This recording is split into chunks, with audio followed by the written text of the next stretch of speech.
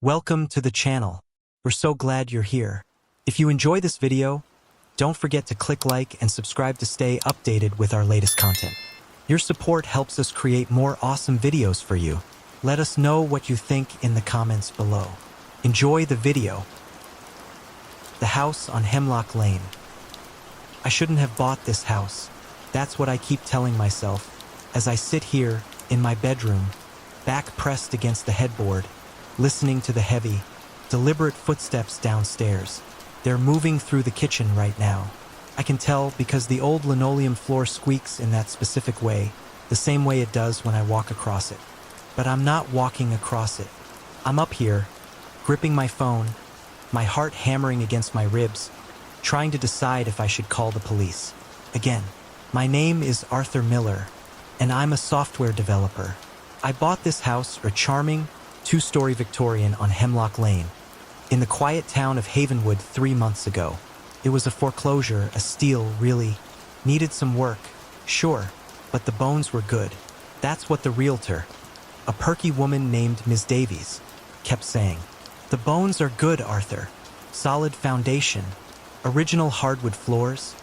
It's got character. Yeah, well, the character is currently pacing around my kitchen, and I'm starting to think it's not the charming, quirky kind. Started 3 weeks ago, the morning after I closed on the house. I found them muddy boot prints on the front porch. Size 12, maybe 13 work boots, judging by the tread pattern. They led right up to my front door and then disappeared. At first, I thought maybe it was the previous owner coming back out of habit, checking on the place. But when I asked around, I learned that the previous owner, a Mr. Harold Grayson, had died 6 months earlier. Heart attack. In the upstairs bathroom, apparently. I cleaned the prints off the porch that morning. The mud was thick, reddish-brown, like clay. It hadn't rained in weeks, and the ground around the house was bone dry. I checked the entire property, searching for any sign of where the mud might have come from. Nothing. The next morning, the boot prints were back. Same size, same mud, same pattern, leading to the door and then a vanishing. I cleaned them again, and again the next day, and the next. For 2 weeks straight, every single morning, those muddy boot prints would appear overnight, as if by magic. I installed security cameras. Nothing. The footage showed the porch, empty and undisturbed, all night long. Then, in the morning, there they were, the boot prints, as if they'd materialized out of thin air. I called the police, twice. Both times they came, took a report, found nothing. No signs of forced entry, no evidence of an intruder, just the boot prints. The officers looked at me with a mixture of pity and suspicion, as if I were either wasting their time or losing my mind. The neighbors weren't any help. Mrs. Henderson, next door, the quintessential nosy but well-meaning retiree, swore she hadn't seen anything unusual. She even had one of those fancy video doorbells. Nothing on her footage, either. I even put down flour on the porch one night, thinking I'd catch something. Footprints, handprints, anything. In the morning, the boot prints were there in the flour, but they hadn't disturbed the rest of it. It was as if someone had stepped down from above, directly onto the porch, leaving those perfect, muddy impressions. I started sleeping badly. Every little noise, the creak of the house settling, the rustle of leaves outside my window, would jolt me awake. I'd lie there in the dark, straining to hear anything out of place. But there was never anything definitive, just the normal sounds of an old house. At least that's what I told myself. Until tonight. I went to bed around 11 p.m., same as usual.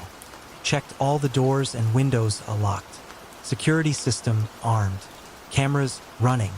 I was just starting to drift off when I heard it, a distinct footstep on the front porch, that hollow, wooden sound of a boot on old boards. My eyes snapped open. I lay perfectly still, barely breathing, listening. Another step, and another. They crossed the porch, slowly, deliberately.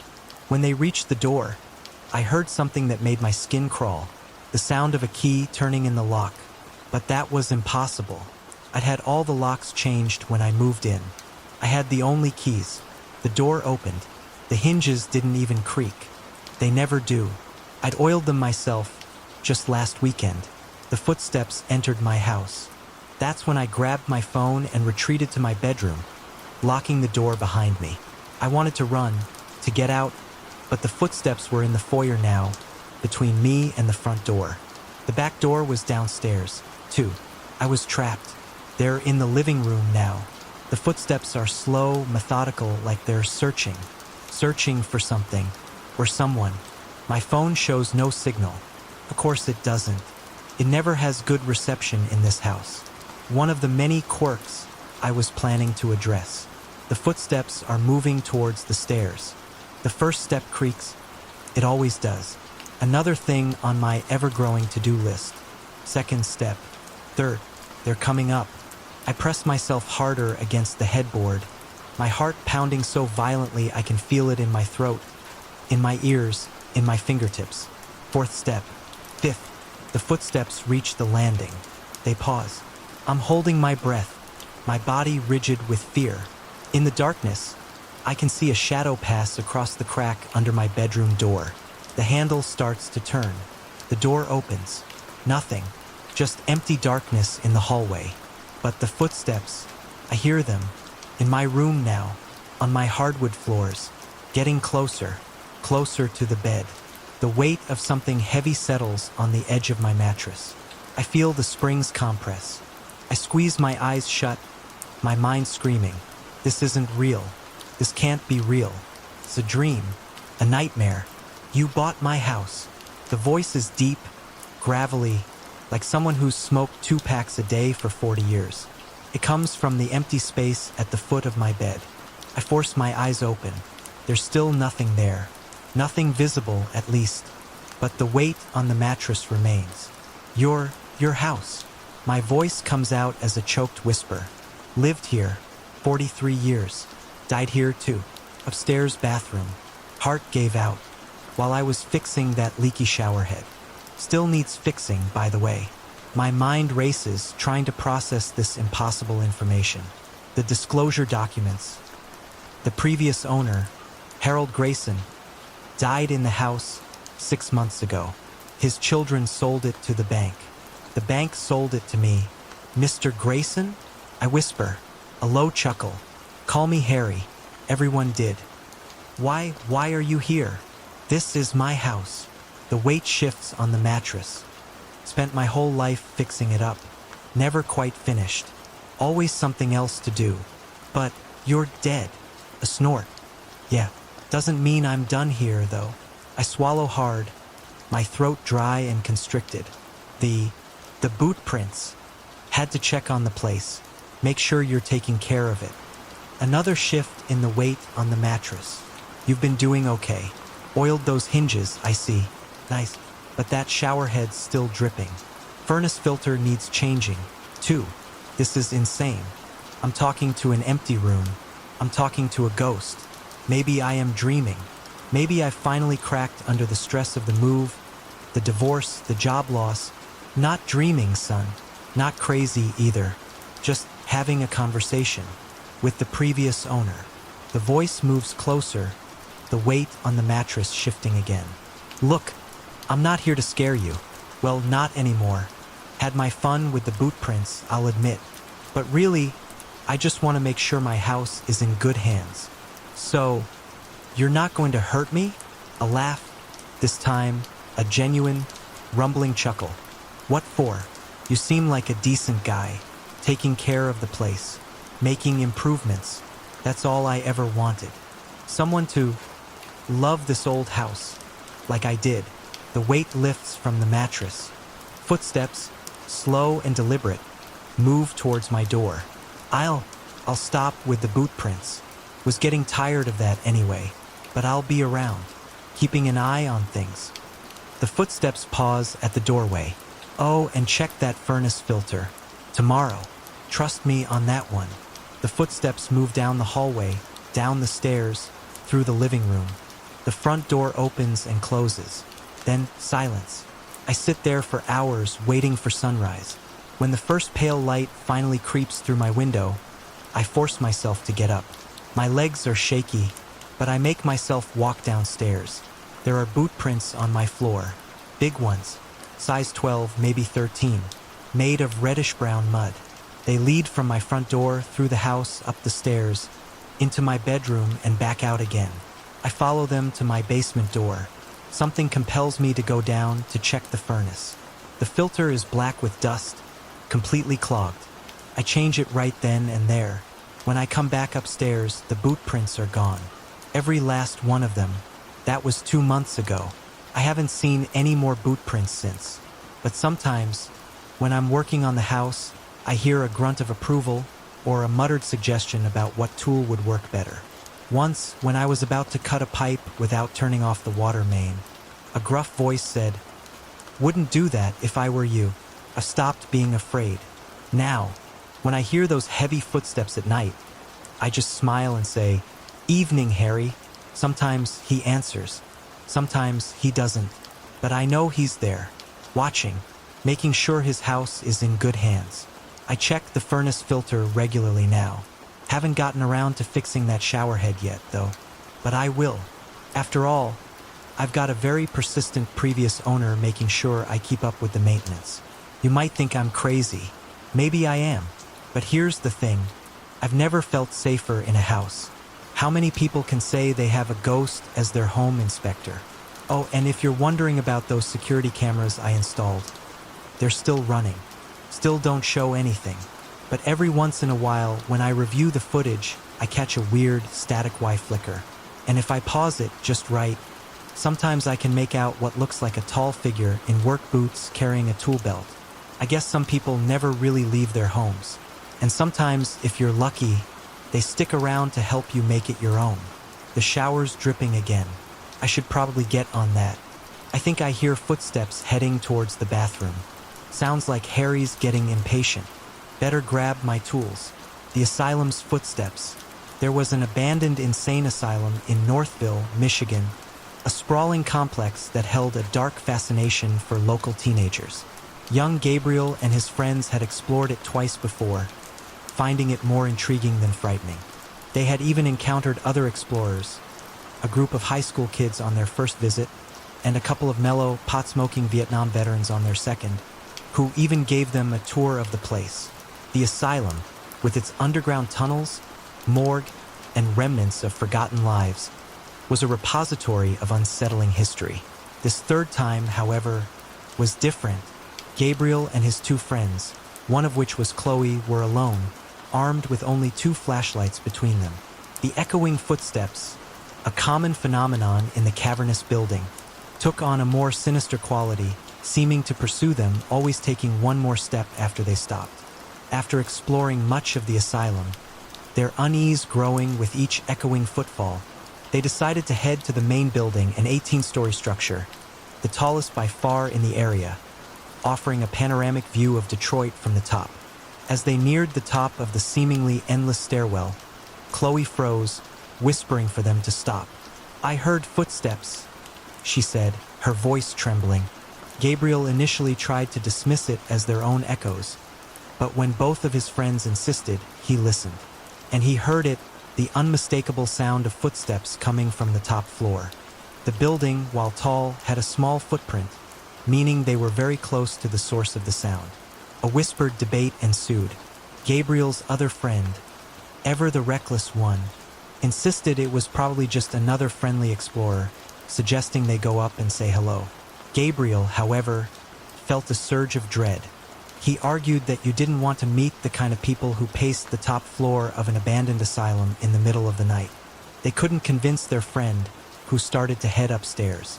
But Gabriel, overcome by a sense of impending danger, turned and ran down the stairs. Fortunately, his friends followed.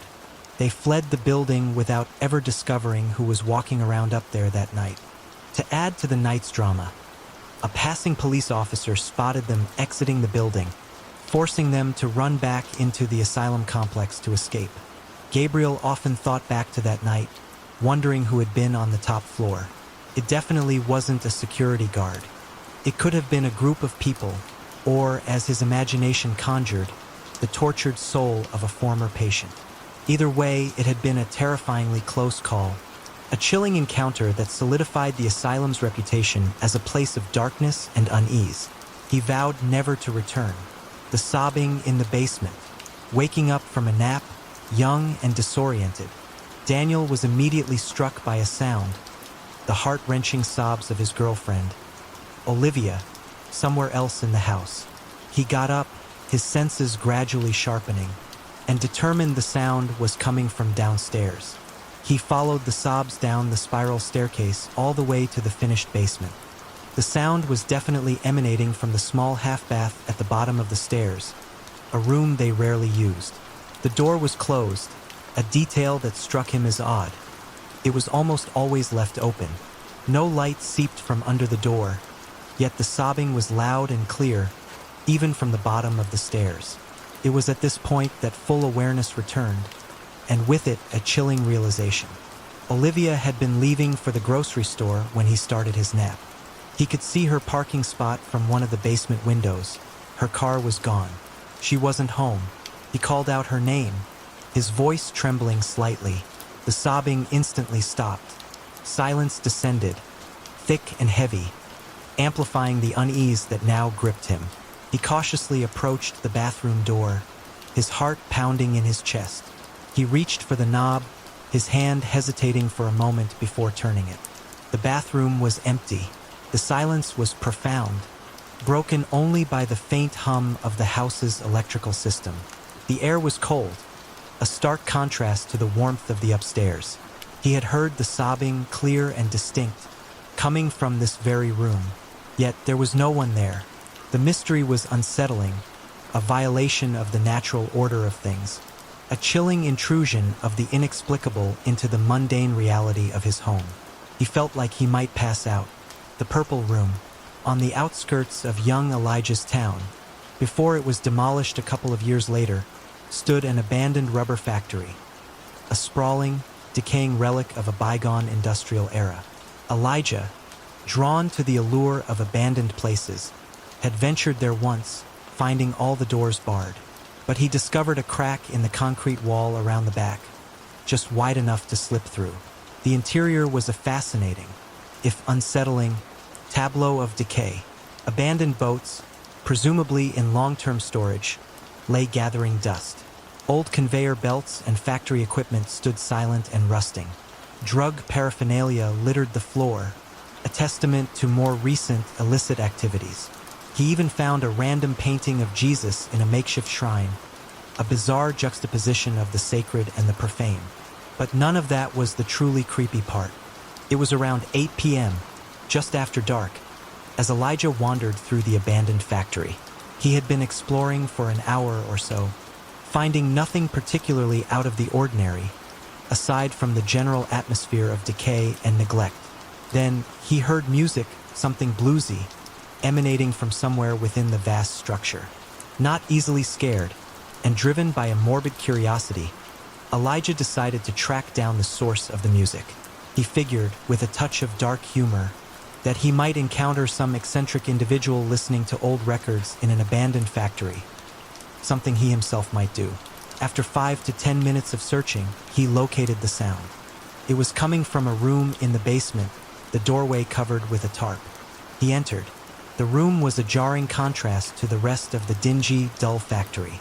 The walls were painted a vibrant purple, and the air was warm, as if a space heater were running, a stark difference from the freezing cold of the rest of the building.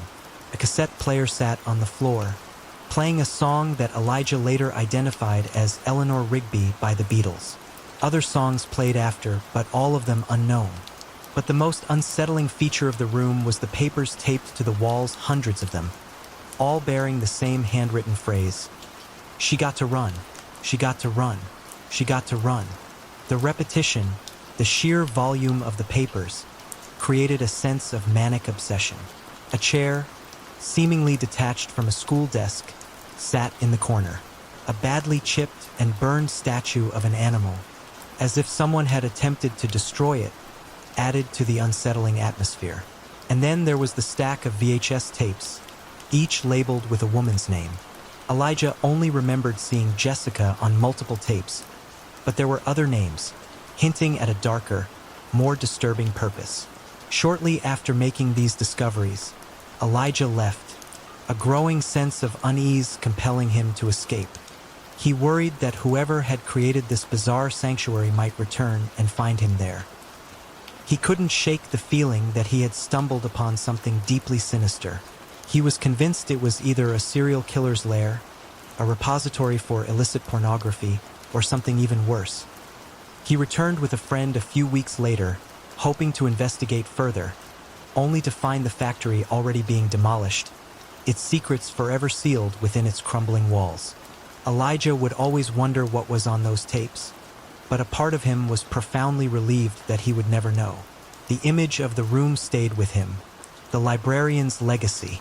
The book was blank, utterly, completely blank.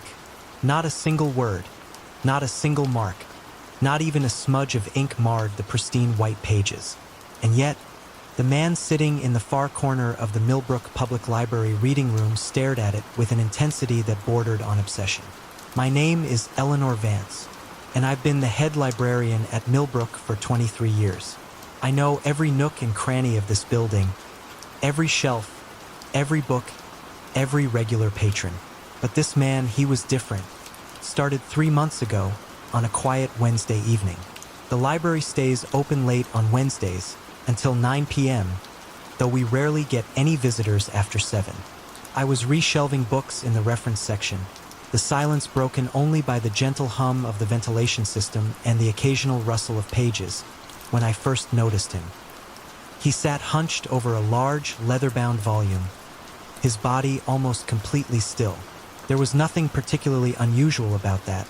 We get plenty of avid readers, but something about his posture, his stillness, the way his pale skin seemed to almost glow under the harsh fluorescent lights, made me pause.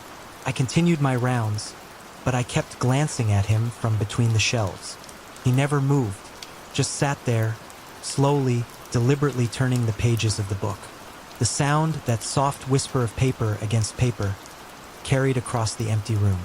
At 8:45 p.m., I began my closing routine, straightening chairs, checking the bathrooms, making sure no one had fallen asleep in one of the study carrels. When I reached the reading room, he was gone. I walked over to the table where he'd been sitting, curious to see what he'd been so engrossed in. Nothing. No book. No chair pulled out. Just the clean, polished surface of the oak table. It was as if he'd vanished into thin air. The next night, he was back. Same time, 7:30 p.m., same corner chair. Same hunched posture. Same book. This time, I paid closer attention. He was wearing a gray suit, clean but noticeably outdated, the kind with wide lapels you might see in an old photograph.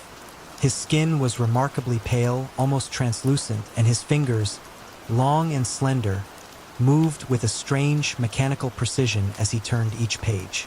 I decided to approach him. It was part of my job, after all, assisting patrons, helping them find what they needed. But as soon as I took a step in his direction, he stood up. The movement was unsettlingly smooth, too quick, almost unnatural. Before I could say a word, he walked between 2 tall bookshelves and disappeared. I ran to the spot where he'd been standing. Those shelves led to a dead end, just the wall where we kept our local history collection. He couldn't have gone anywhere, but he was gone. That's when I noticed the temperature. The entire section felt ice cold, like stepping into a walk-in freezer. My breath came out in visible puffs. I hurried back to the front desk, my heart pounding, trying to convince myself I was just tired, that my eyes were playing tricks on me in the dim light. But the feeling of unease lingered, cold knot in my stomach. He came back night after night, always at 7:30, always in that same corner chair, always with that same book. And on the 4th night, I finally saw what was on those pages. Nothing. Absolutely nothing. Blank white paper, page after page after page. And yet, he stared at each one as if it contained the secrets of the universe, his pale fingers trembling as he turned each sheet. I started documenting everything. The temperature drop, it happened every time he appeared. The lights They would flicker just subtly whenever he was near, and the sound, that whisper of turning pages, a sound that seemed to echo in my skull long after he'd vanished. I tried to record him one night, setting up my phone on a nearby shelf, discreetly angled towards his usual spot. The video showed nothing, just an empty chair. The security cameras were no help either. Whenever he was in the reading room, the footage became distorted, filled with static and interference. I researched the library's history, searching for any record of deaths, accidents, unexplained events that might explain what was happening. The building dated back to 1892, a grand Victorian structure with high ceilings and tall windows. But I found nothing unusual. No tragic stories, no mysterious disappearances, just decades of ordinary, small-town life. After 2 weeks, I couldn't take it anymore. The constant unease, the unanswered questions, the wrongness of that man and his blank book. I had to know. So I made a plan. That Wednesday, I pretended to be busy in the far stacks, keeping my distance, observing him. He arrived, as always, at 7:30, settling into his usual routine. When I was sure he was engrossed in his reading, I approached him from behind, moving as quietly as possible. 3 feet away, 2 feet, close enough to see the yellowed edges of that mysterious book. "Excuse me, sir," I said, my voice a little shaky. "Can I help you find something?" He stopped turning pages. His hands froze, hovering over the blank expanse of paper. The temperature plummeted. I could feel the hairs on my arms stand on end. Slowly, agonizingly slowly, he began to turn his head towards me.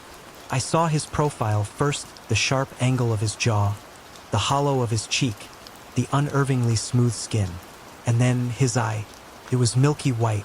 No pupil, no iris, just a pale, opaque orb that somehow, impossibly, still managed to focus on me.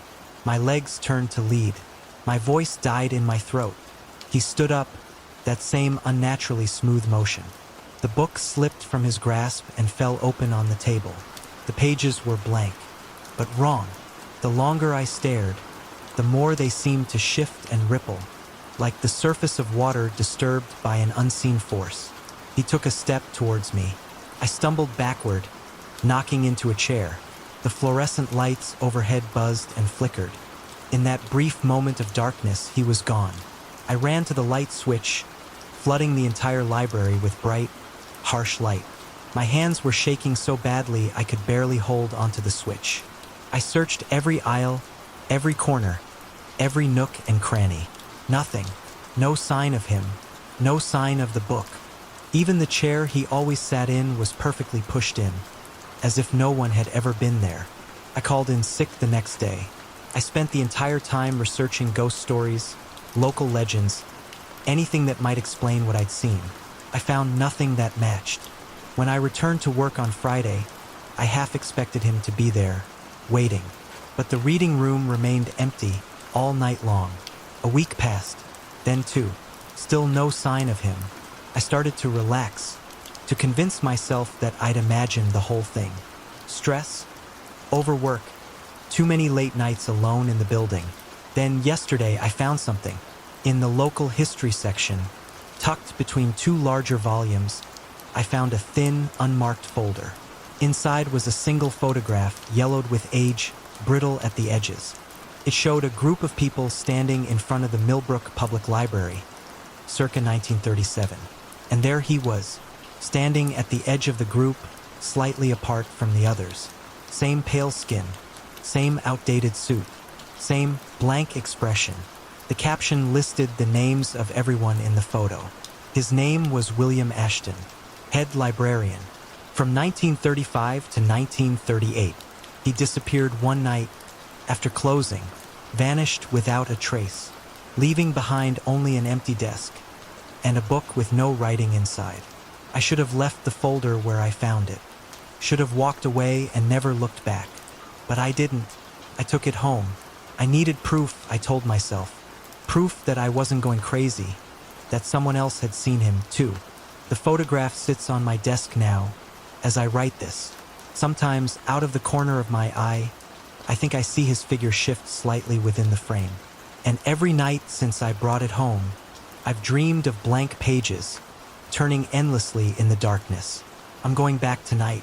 The library closed an hour ago, but I still have my keys. I need to return the folder, to put it back where it belongs. Before something happens. I don't know what he's looking for in those empty pages, but I know now that he's been searching for a long, long time. Almost 90 years. Maybe that's all he is now. Just a man who lost something precious, something written in a book that no longer exists. Or maybe there's more to it. Maybe those blank pages aren't really blank at all. Maybe you just need to know how to read them. I keep thinking about his eyes. Not just their emptiness, but the desperate way they scanned each page, as if searching for a single word in an infinite expanse of white. As if he knew exactly what he was looking for, but could never quite find it.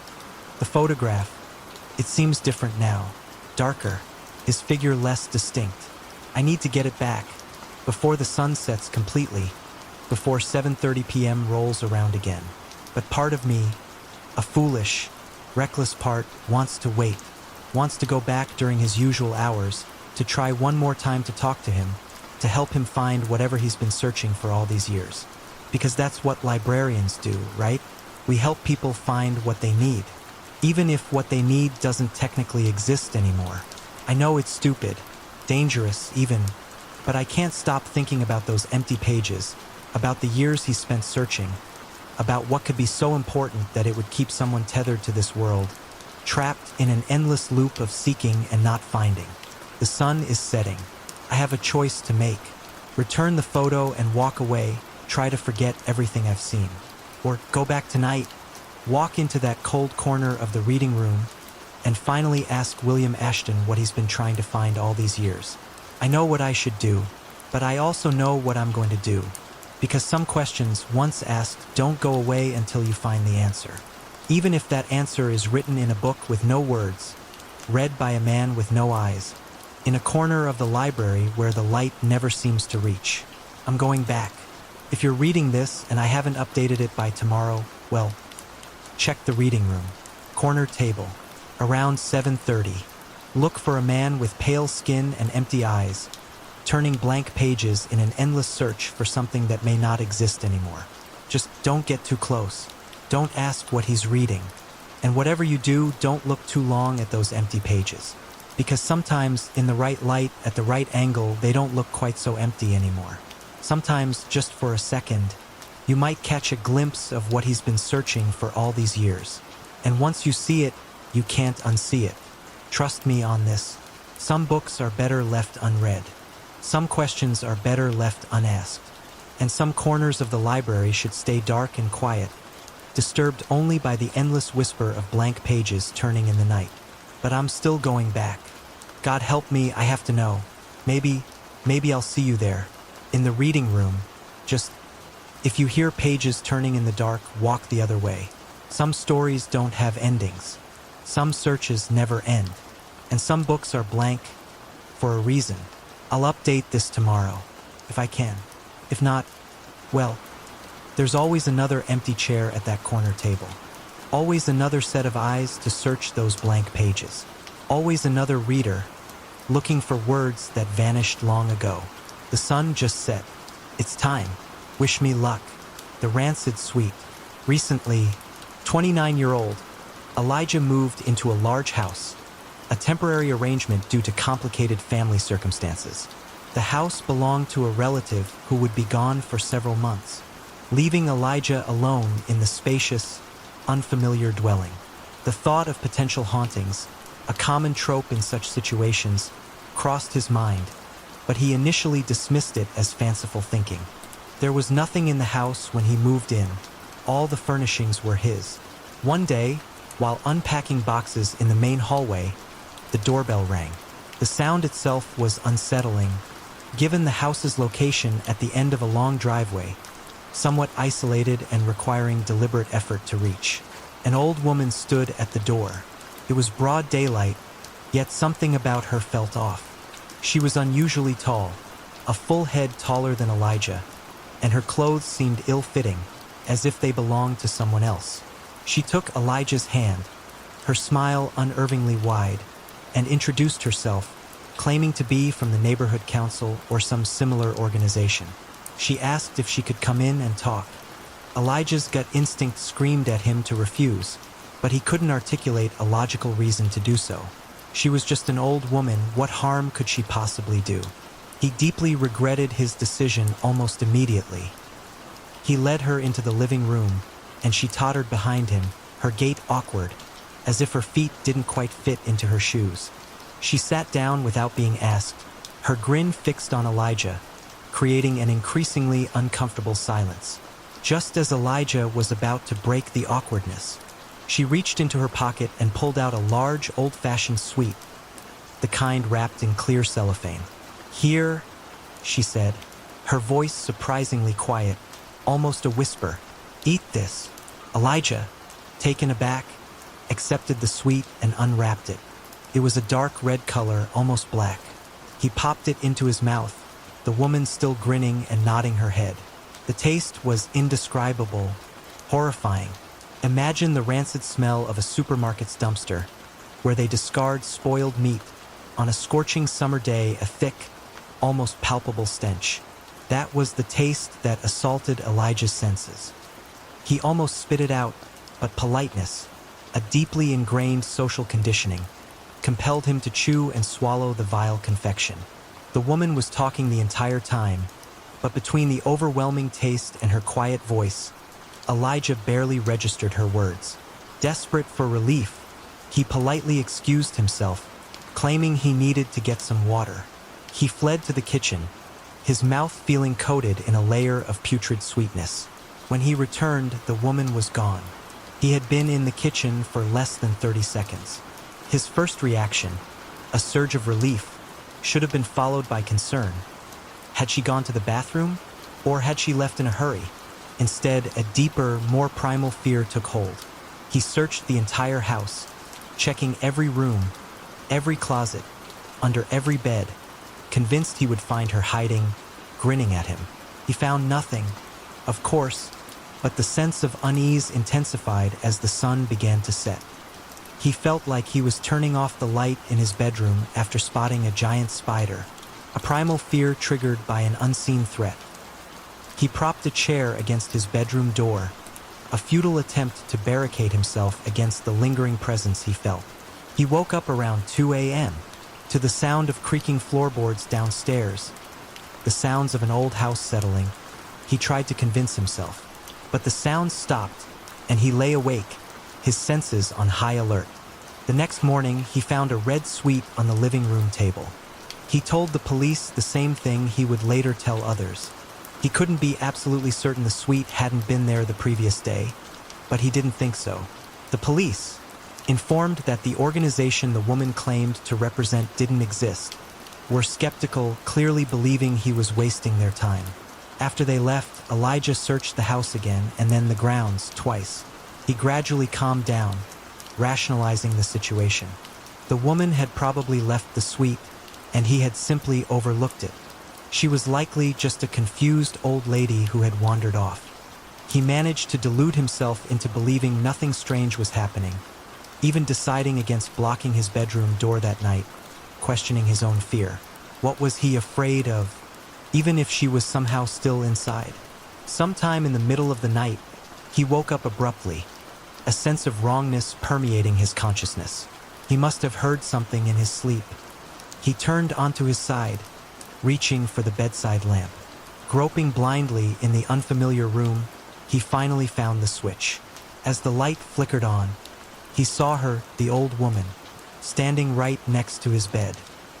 He only caught a glimpse, a fleeting image of her tall, spindly form, before she scuttled backward out of the door, her movements unnaturally fast. He screamed, primal sound of terror.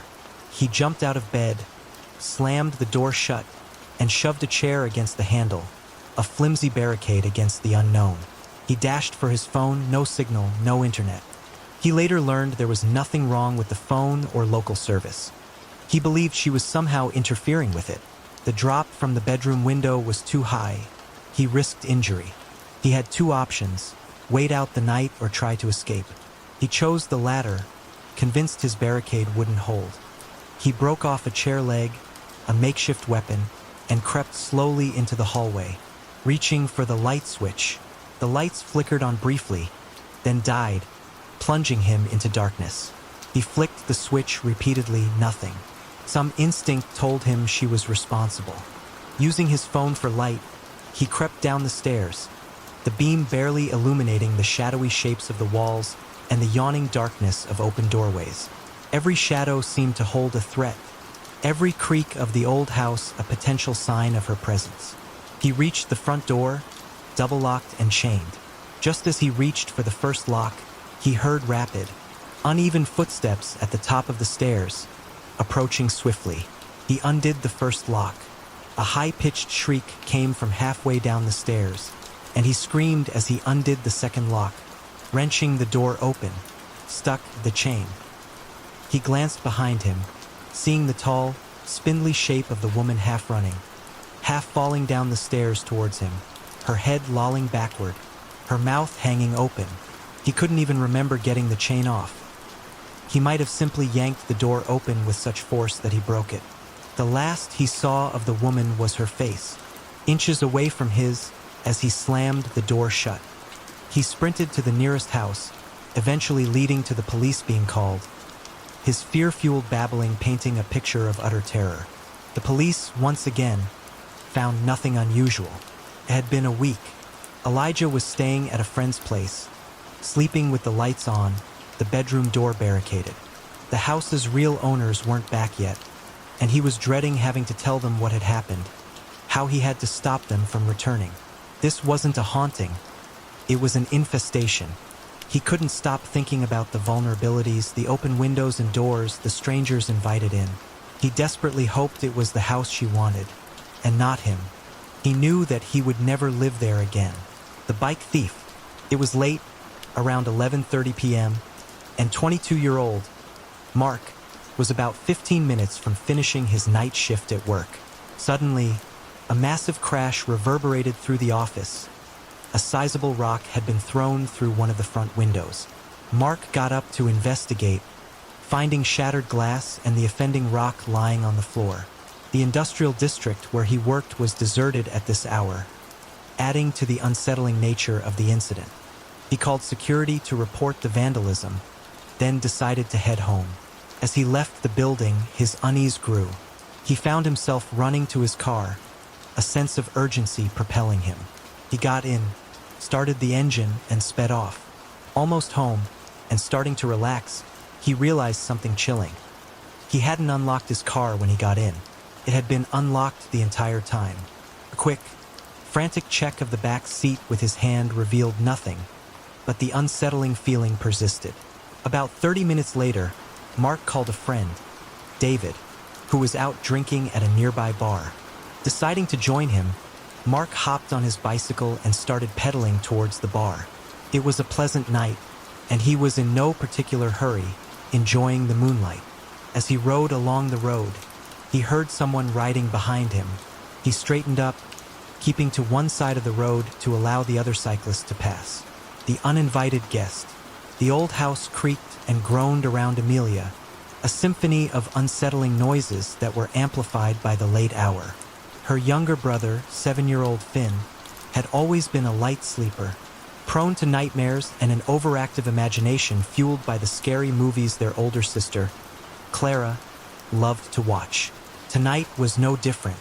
Finn had padded into Amelia's room, his small frame trembling, his eyes wide with a fear that was both familiar and unsettling. "I had a bad dream, Amelia," he whispered, clutching his worn teddy bear, Mr. Snuggles. "Can I sleep with you?" Amelia, all of 15 and desperate for the uninterrupted sleep that teenagers craved, initially hesitated. Their parents, tired of Finn's nocturnal wanderings, had laid down the law: no more sleeping in Amelia's room. They suspected Finn's nightmares were more about seeking comfort than genuine terror, and they were determined to nip the habit in the bud. The threat of grounding hung heavy in the air. Finn, you know what Mom and Dad said? Amelia sighed, running a hand through her messy braid. I'll get in so much trouble. Finn's lower lip trembled. But there's something under my bed, Amelia. I heard it scratching. And whispering. Amelia scoffed, but a sliver of unease pierced her skepticism. Their old house, with its settling foundation and mysterious drafts, often played tricks on the ears. It's just the house, Finn. It's old. It makes noises. He pleaded, his voice barely audible. Please, Amelia, just tonight. I'll be really quiet. You won't even know I'm here. Amelia looked at his pleading eyes, the genuine fear reflected in their depths. She relented, as she often did. Fine, she conceded, pushing back her covers. But if Mom or Dad finds out, I'm blaming you. Finn scrambled onto the bed, burying himself under the blankets. His small body pressed close to Amelia's. He was asleep within minutes, his breathing soft and even. Amelia, however, remained awake, a nagging feeling of disquiet preventing her from drifting off. She stared at the ceiling, listening to the house settle around her. To ensure Finn wouldn't attempt another room invasion later, Amelia had not only shut her bedroom door, but also locked it, an old-fashioned skeleton key lock that they'd often joked about being ridiculously easy to pick. Both she and Finn had mastered the art of opening it with a bobby pin in their younger, more mischievous days. Time stretched on, measured by the rhythmic ticking of the grandfather clock in the hallway. Finally, exhaustion began to claim Amelia.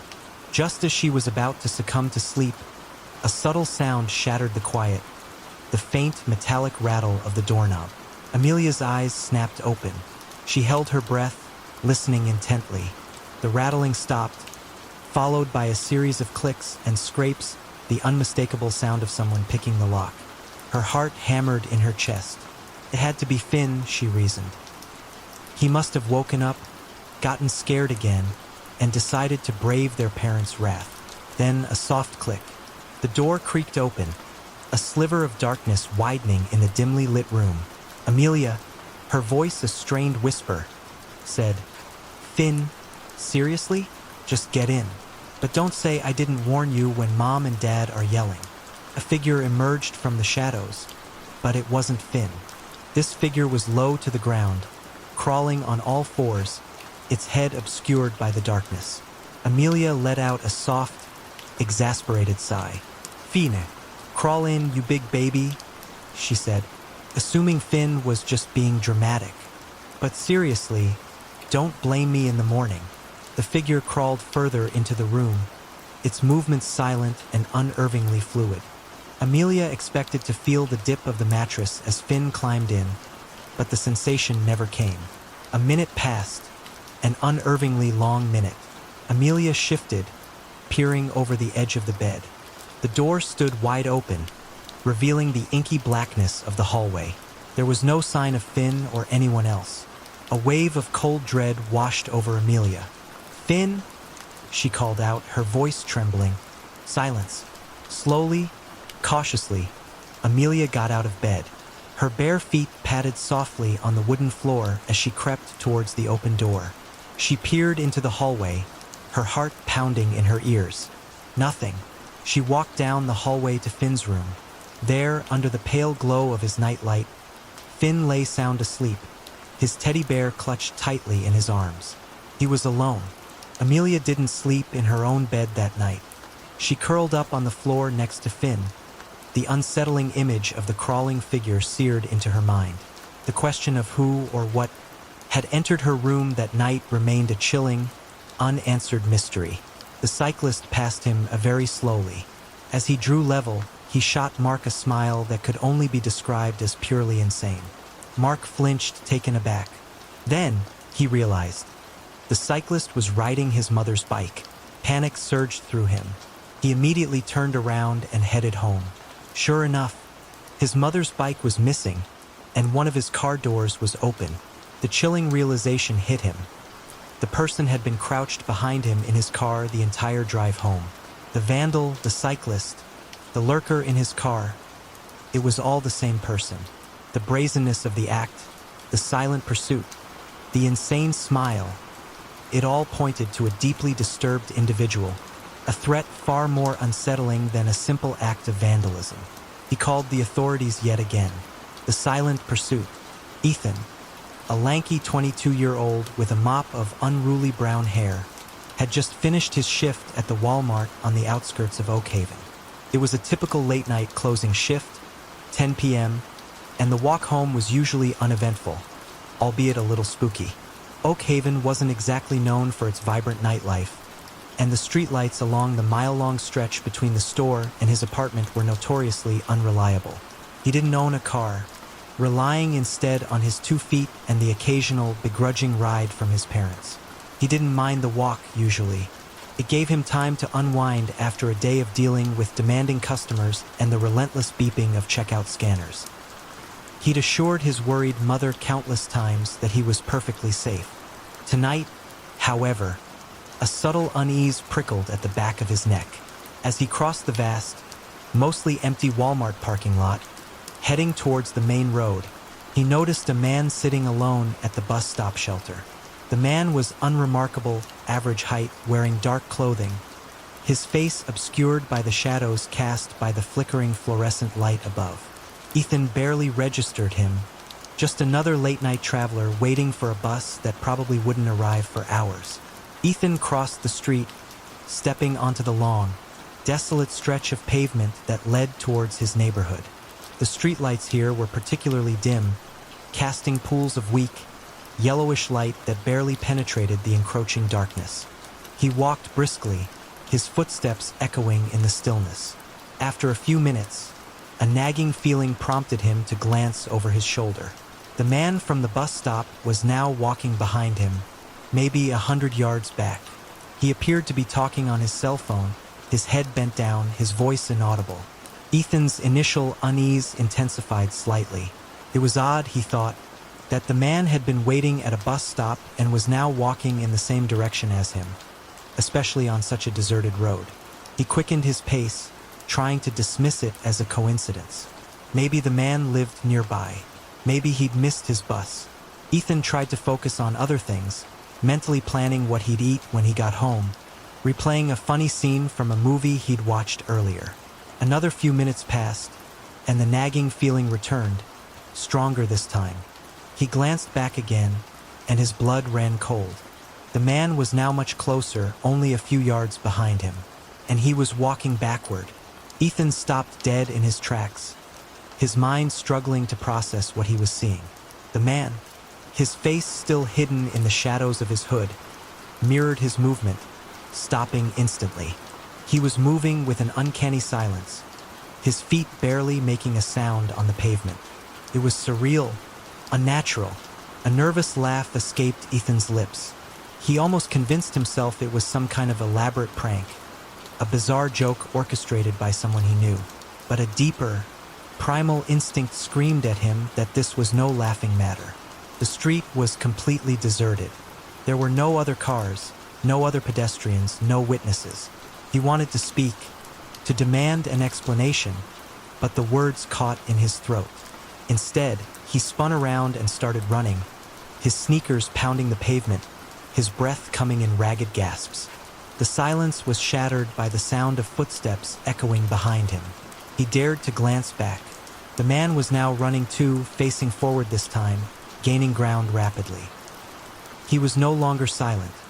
The rhythmic slapping of his shoes against the concrete was terrifyingly loud in the stillness of the night. Ethan sprinted with every ounce of energy he had left, his lungs burning, his legs aching. He could hear the man's breathing now, harsh and ragged, getting closer. He didn't dare look back again, focusing solely on putting as much distance as possible between himself and his pursuer. His apartment building finally came into view, a beacon of hope in the oppressive darkness. He fumbled with his keys, his hands shaking so badly he could barely get the key in the lock. He burst through the front door, slamming it shut behind him and frantically engaging the deadbolt. He peered through the peephole, his heart hammering against his ribs. The street outside was empty. The man was gone. His parents were still awake, watching television in the living room. Ethan, breathless and trembling, recounted his terrifying experience, his voice cracking with fear and adrenaline. His father, a burly man with a skeptical nature, went outside to investigate, but found no sign of the pursuer. Ethan barely slept that night. Every creak of the house, every rustle of leaves outside his window, sending shivers down his spine. He imagined the man's silhouette appearing at his window, his silent, backward approach, his relentless pursuit. The next day, and every day after that, Ethan's mother drove him to and from work. He constantly scanned the streets, searching for the man, half expecting to see him lurking in the shadows, waiting. But he never saw him again. The encounter remained a chilling, unexplained anomaly, a terrifying reminder of the unseen dangers that could lurk in the darkness. The walk to work was forever tainted. The buzzing on the 14th floor. The buzzing started subtly, not the usual, flickering fluorescent tube hum of an office building, but a deeper, more persistent vibration, a low thrum that seemed to emanate from within the walls themselves. I first noticed it on my first day at Hamilton and Reed Financial, standing in my new office on the 14th floor of the prestigious Blackwood Tower. My name is Mark Olson, and after 15 years of slogging away in the soul-crushing world of corporate finance in Chicago, I'd finally landed a senior analyst position at this smaller, more boutique firm in Portland, Maine.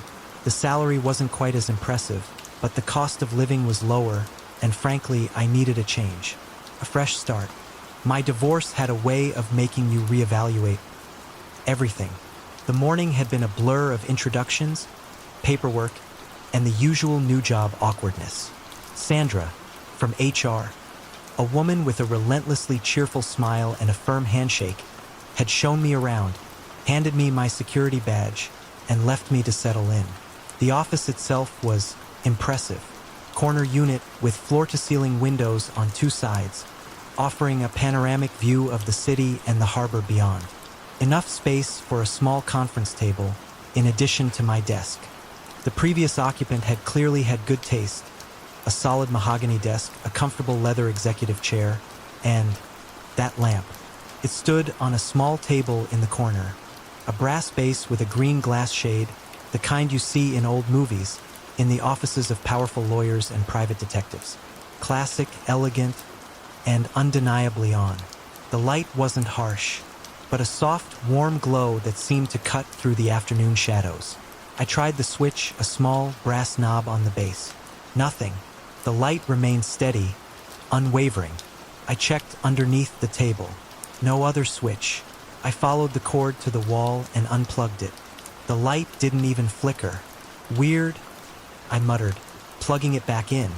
Must be some kind of emergency backup system, I reasoned. A battery, maybe. I made a mental note to ask facilities about it later. The rest of that first day passed in a blur of new employee orientation, IT setup, and the awkward dance of meeting new colleagues. By the time I looked up from my laptop, it was past 8 p.m., and the office was deserted. The cleaning crew had already come and gone, their carts leaving a faint scent of lemon and disinfectant in the air. Through my office window, I could see the lights of the city twinkling below, a vast, glittering tapestry stretching out to the horizon. I gathered my belongings, ready to head home to my small, sparsely furnished apartment and a microwave dinner. That's when I heard it. A voice, soft but clear, coming from the corner of the room where the lamp stood. And then the judge said, "Objection sustained." Can you believe it? I froze, my hand halfway to the doorknob. The voice was female, elderly, with a hint of a New England accent. It sounded as if she were in the middle of a conversation, telling a story. I walked slowly towards the lamp, my heart beating a little faster than normal. Thompson nearly fell out of his chair. I tell you, the look on his face. The voice seemed to be emanating directly from the lamp, or perhaps from the wall behind it. I reached out, hesitantly, my fingers brushing against the brass base. The moment my skin made contact, the voice stopped. Abruptly, the metal felt warm, warmer than it should have been from just a light bulb. I quickly withdrew my hand. The next morning, I asked Sandra, the HR woman, about the previous occupant of my office. Her cheerful smile faltered, just for a moment. "Oh, you mean Ms. Abernathy. Margaret Abernathy. A legend, really. One of the finest legal minds this city has ever seen. She was with the firm for, almost 40 years. Retired last spring. Did she ever mention anything unusual about the office? The lamp, maybe?" Sandra's smile vanished completely. "I think," she said, her voice low, "you should probably talk to Mr. Hamilton about that." James Hamilton, the firm's founding partner, was an imposing figure, tall and silver-haired, with a gaze that could freeze water. When I brought up the lamp and the voice, he leaned back in his leather chair and studied me for a long, uncomfortable moment. "Margaret Abernathy," he said finally, his voice deep and resonant, "was one of the most brilliant attorneys I've ever known, a master of contract law. She used to work late, Mark, very late, always had that lamp on, said it helped her think. Did she ever mention hearing things? Voices?" Hamilton's expression hardened. "John," I corrected him. "My name is John." He seemed to not hear me and continued, "Let me be frank, Mark.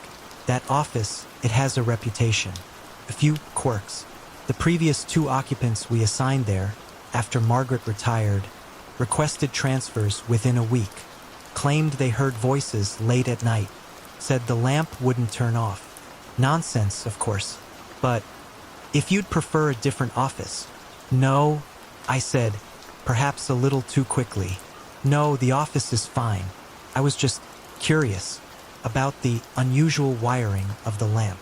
That night, I stayed late again, this time on purpose. The cleaning crew came and went. One by one, the lights in the surrounding offices winked out. I sat at my desk, pretending to review financial statements, but my attention was focused entirely on the lamp in the corner. At precisely 9:47 p.m., it started. The witness was clearly perjuring himself. Anyone could see that. But, you see, I had the documentation, right there. All those invoices he'd tried to bury. The same elderly female voice, warm and confident, telling what sounded like a story about an old case. I sat perfectly still, barely breathing, listening. The look on his face when I presented Exhibit C, priceless. The voice chuckled, a low, satisfied sound. It wasn't threatening or spooky, or even particularly strange. It sounded exactly like an experienced lawyer, sharing war stories with colleagues. I grabbed my phone and started recording. The voice continued for exactly 17 minutes, describing in meticulous detail how she'd caught a witness in a lie during a complex corporate litigation case. When I played back the recording, there was nothing but static. Over the next few weeks, I developed a routine. I'd stay late, wait for the voice to start, and listen. The stories were always about cases. Some fascinating, some mundane, but all told with the same warmth, the same enthusiasm, the same sharp legal mind. Sometimes there were other voices, too, faint and indistinct, asking questions, offering comments, laughing at the punchlines. I could never hear them as clearly as the main voice, though. During the day, I did some digging. Margaret Abernathy was a legend in Portland legal circles, a specialist in contract law, renowned for her meticulous preparation and her uncanny ability to dismantle opposing counsel's arguments. She'd never lost a major case. She'd retired to Florida 6 months earlier. But the interesting part was why. Her doctor had diagnosed early-onset Alzheimer's. She'd wanted to step down while she was still, as she put it, sharp enough to remember where I put my briefcase. The lamp stories continued every night, always starting at 9:47. Sometimes they'd go on for hours. I started taking notes, jotting down names, dates, case details. Most of them checked out. I could find the cases in public records, verify the details she mentioned. The woman telling these stories, whoever or whatever she was, clearly knew her stuff. One night, about 2 months in, something changed. I was listening to a particularly intricate story about a land dispute involving a centuries-old deed, when suddenly, The voice stopped, mid-sentence. The lamp flickered. For the first time since I'd been in the office, the light actually flickered. "Hello?" the voice said. A different tone now, hesitant, confused. Is someone there?" My throat tightened. Until now, it had been like listening to recordings, a one-way transmission. This was different. "Yes," I said, my voice trembling slightly. I'm here." Silence. A long, drawn-out silence. "You're in my office." It's my office now, Ms. Abernathy." I'm John Olsen. "I took over your cases." Another pause. "Oh, yes, of course. I retired, didn't I? Sometimes I forget." My hands were sweating. Your stories," I said. "I've been listening to them. They're fascinating." The herring case?" she said, a spark of that old enthusiasm returning to her voice. "Oh, that was a tricky one. Did I tell you about the hidden clause in Section 7, Paragraph B, that completely changed the game?" Not yet." "Well, then, let me start from the beginning." And just like that, we started talking. Really talking. Not just me listening to echoes of the past, but engaging in a real-time conversation. We discussed cases, legal strategies, judges we both knew, or, in her case, had known. Her mind, when it came to the law, was still razor-sharp, even if she sometimes seemed confused about other things. This went on for months. Every night at 9:47, the lamp would come alive with Ms. Abernathy's voice, and we'd talk shop. She became an invaluable mentor, teaching me nuances of contract law that you'd never find in any textbook. My success rate in court soared. I never told anyone else about our conversations. How could I? But I did track down her address in Florida and sent her a letter, thanking her for her indirect mentorship, letting her know how her old cases were progressing. Her daughter wrote back, saying that her mother was too ill to respond personally, but that she'd smiled when the letter was read to her. The next night, Ms. Abernathy's voice was quieter, weaker than usual. I got your letter, John," she said. "My daughter, Susan, read it to me. I don't remember our conversations. The doctors say I'm losing more every day, but I'm glad I could help, even if I don't remember how."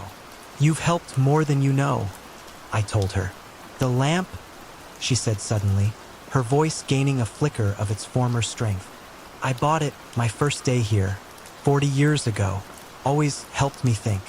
When I started having trouble remembering, I'd work late talking through old cases to keep them fresh. The lamp, it was always there, listening. After that night, the voices changed. They became less frequent, more fragmented. Sometimes, Ms. Abernathy would start a story, only to trail off, confused, lost in the labyrinth of her fading memory. The other voices I'd occasionally heard in the background faded away completely.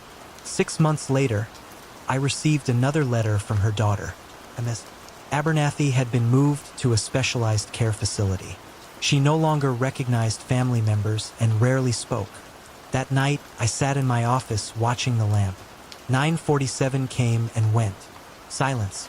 The lamp remained on, as always, its warm glow illuminating the corner of the room. But there were no more voices, no more stories.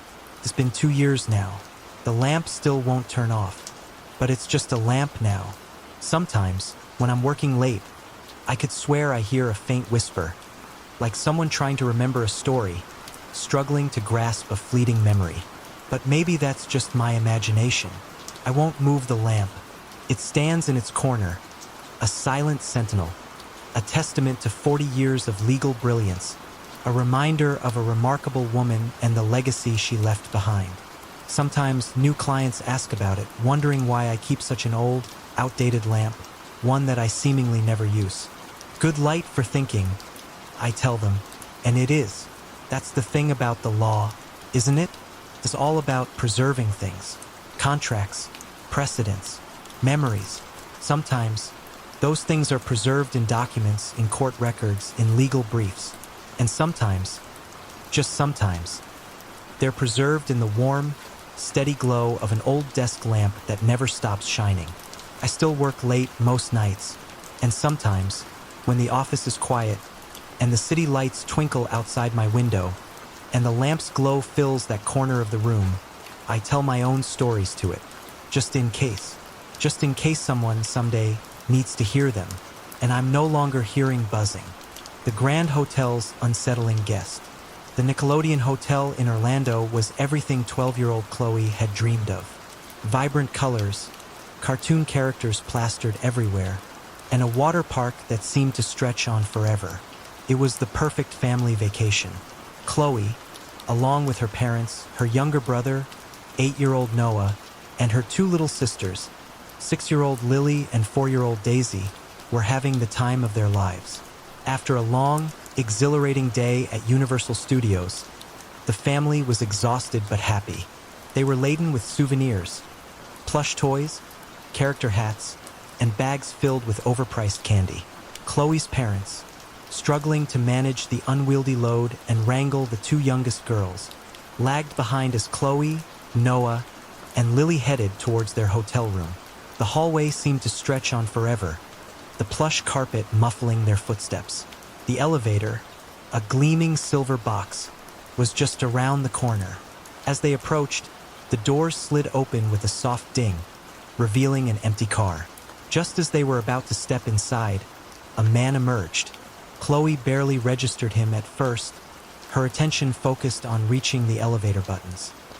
He was tall and thin, with a gaunt face framed by stringy, unwashed brown hair that reached his shoulders. He wore clothes that seemed out of place in the Florida heat, dark jeans, a long-sleeved flannel shirt, and a black turtleneck pulled up high on his neck. What struck Chloe, even in that fleeting moment, was his demeanor. He seemed to shrink back as he saw them, his eyes darting nervously.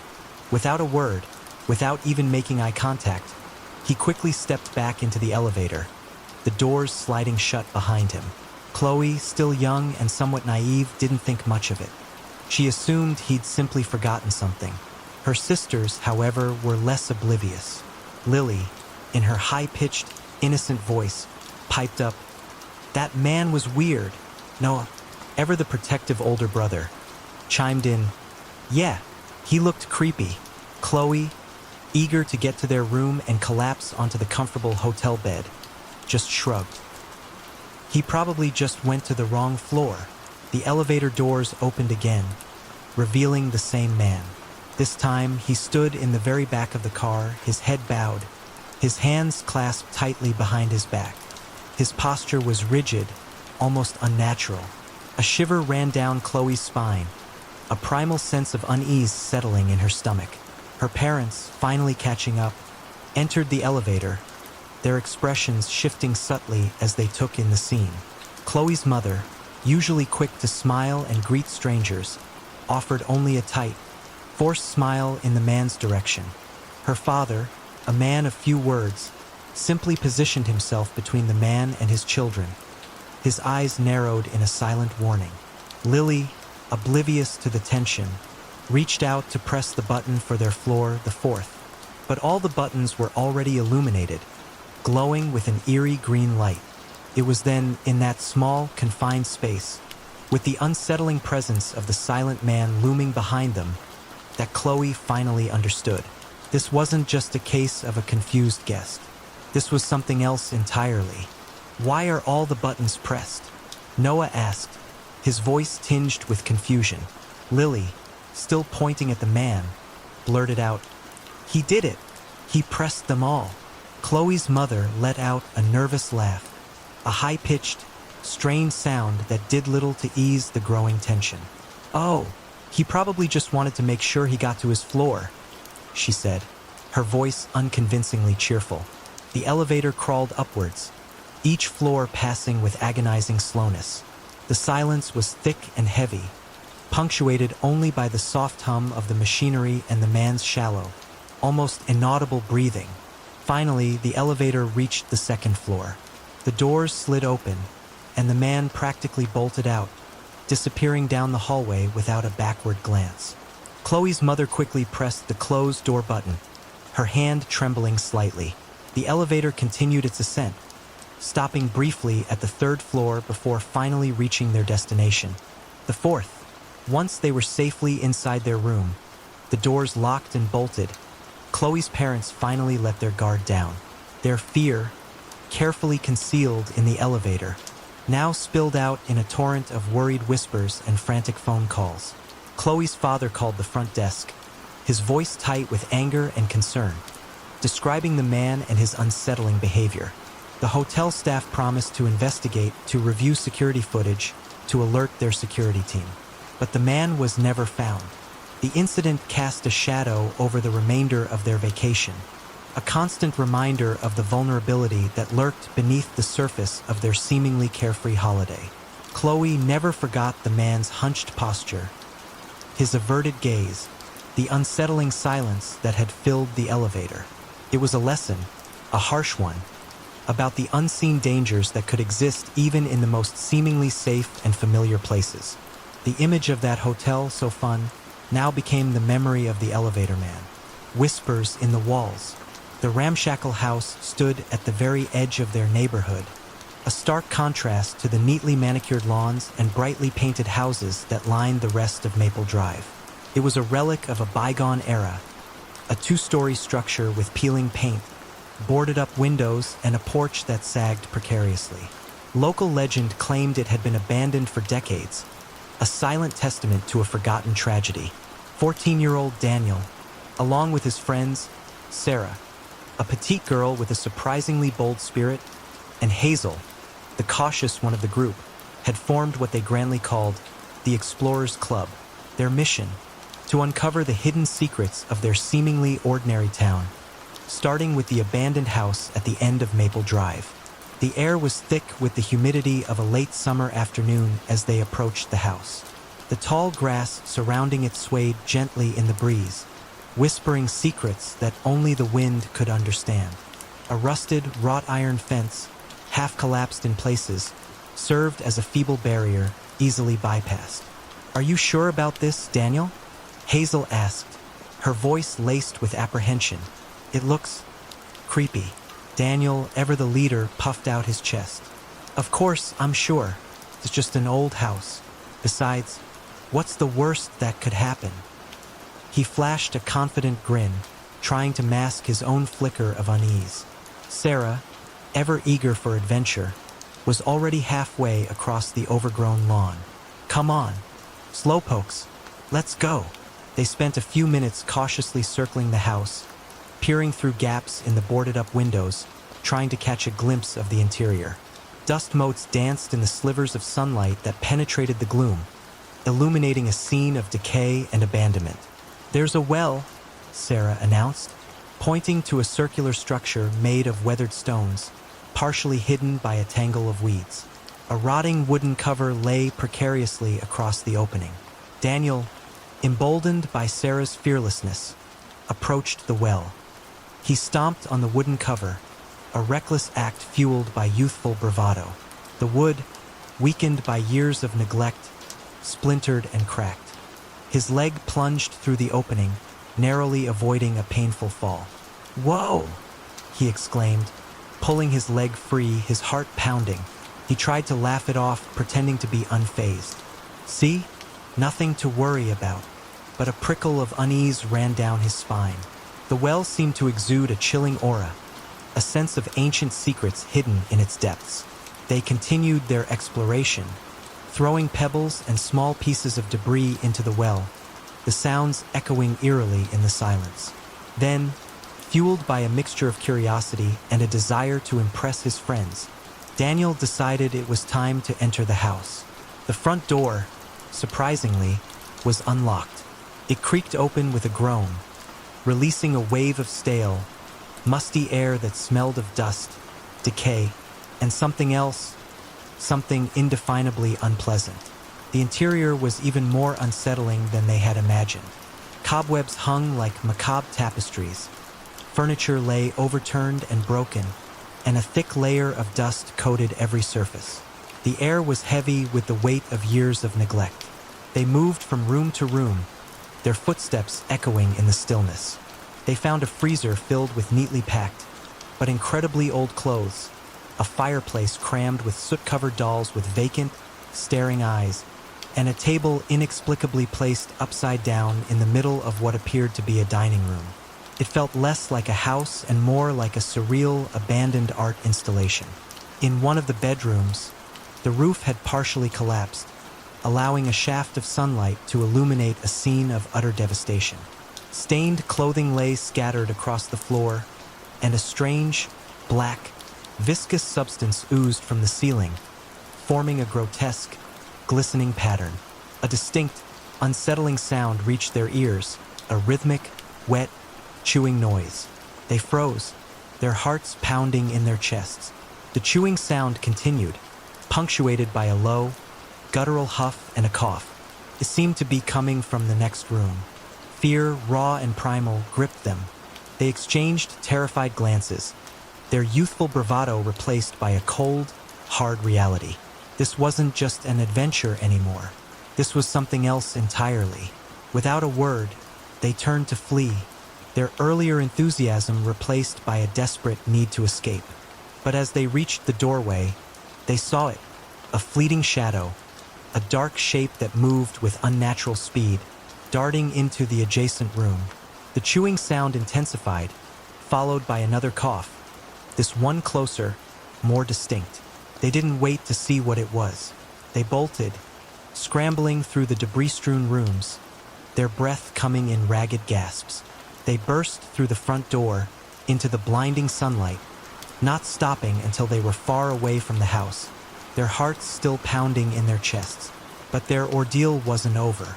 As they stood on the crumbling sidewalk, catching their breath, the front door of the abandoned house slowly creaked open. A figure emerged, silhouetted against the darkness of the interior. It was a man, tall and gaunt, wearing a stained, tattered shirt and ripped jeans. He raised his arm, and they saw it, a raw, bloody chunk of meat, glistening in the sunlight, held in his trembling hand. The skin around the wound was red and inflamed, the blood still dripping onto the overgrown grass. From somewhere else on the dilapidated porch came a hoarse, raspy voice. "Get the hell out of here!" They didn't need to be told twice.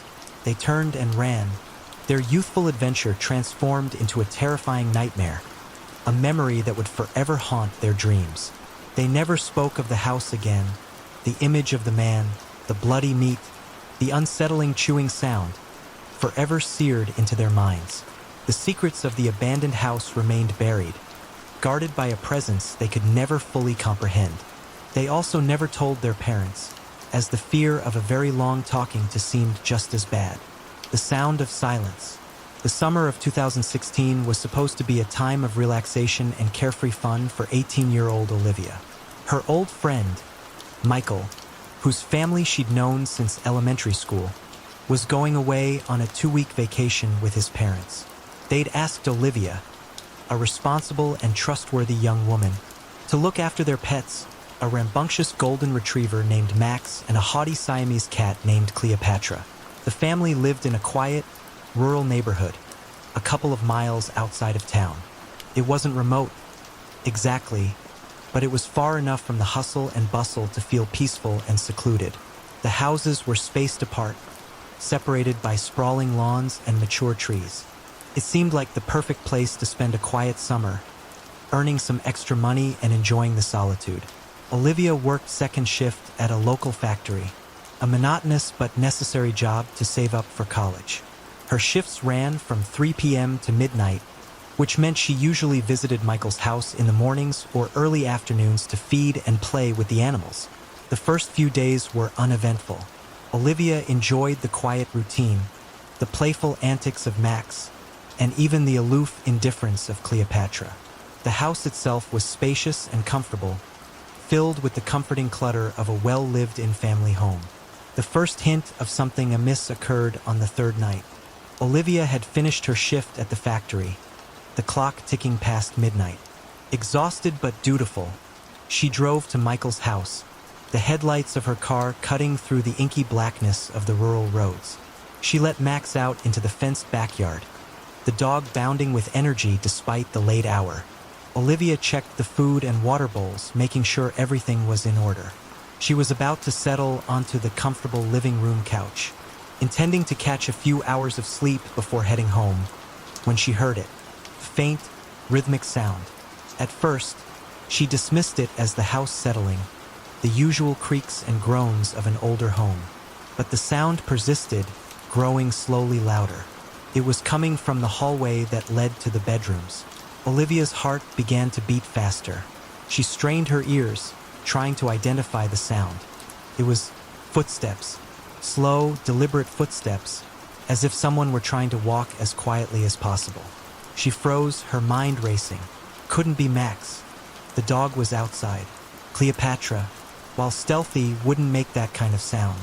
Could it be her imagination? She'd been working long hours, and sleep deprivation was known to play tricks on the mind. But the footsteps continued, growing closer. They moved through the hallway into the living room and then stopped abruptly in the middle of the kitchen. Olivia was paralyzed with fear. She was alone in a large, unfamiliar house in the middle of the night with the distinct impression that someone or something was inside with her.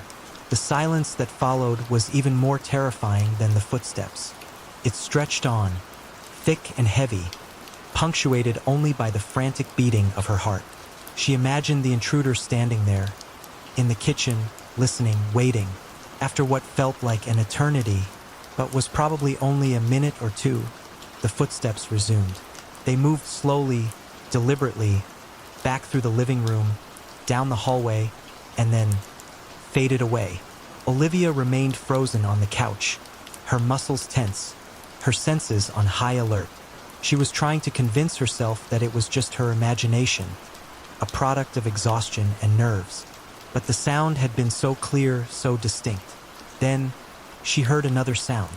The sliding glass door of the master bedroom, the one that led to the back deck, slowly, quietly, clicked shut.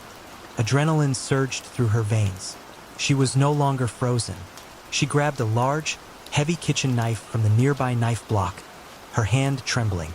She crept silently through the house, checking each room, her eyes wide with fear, the knife held out in front of her like a shield. She checked the master bedroom, her heart pounding in her chest. The sliding door, the one she'd heard close, was locked. But the lock was broken, the metal latch bent and twisted. Olivia didn't wait.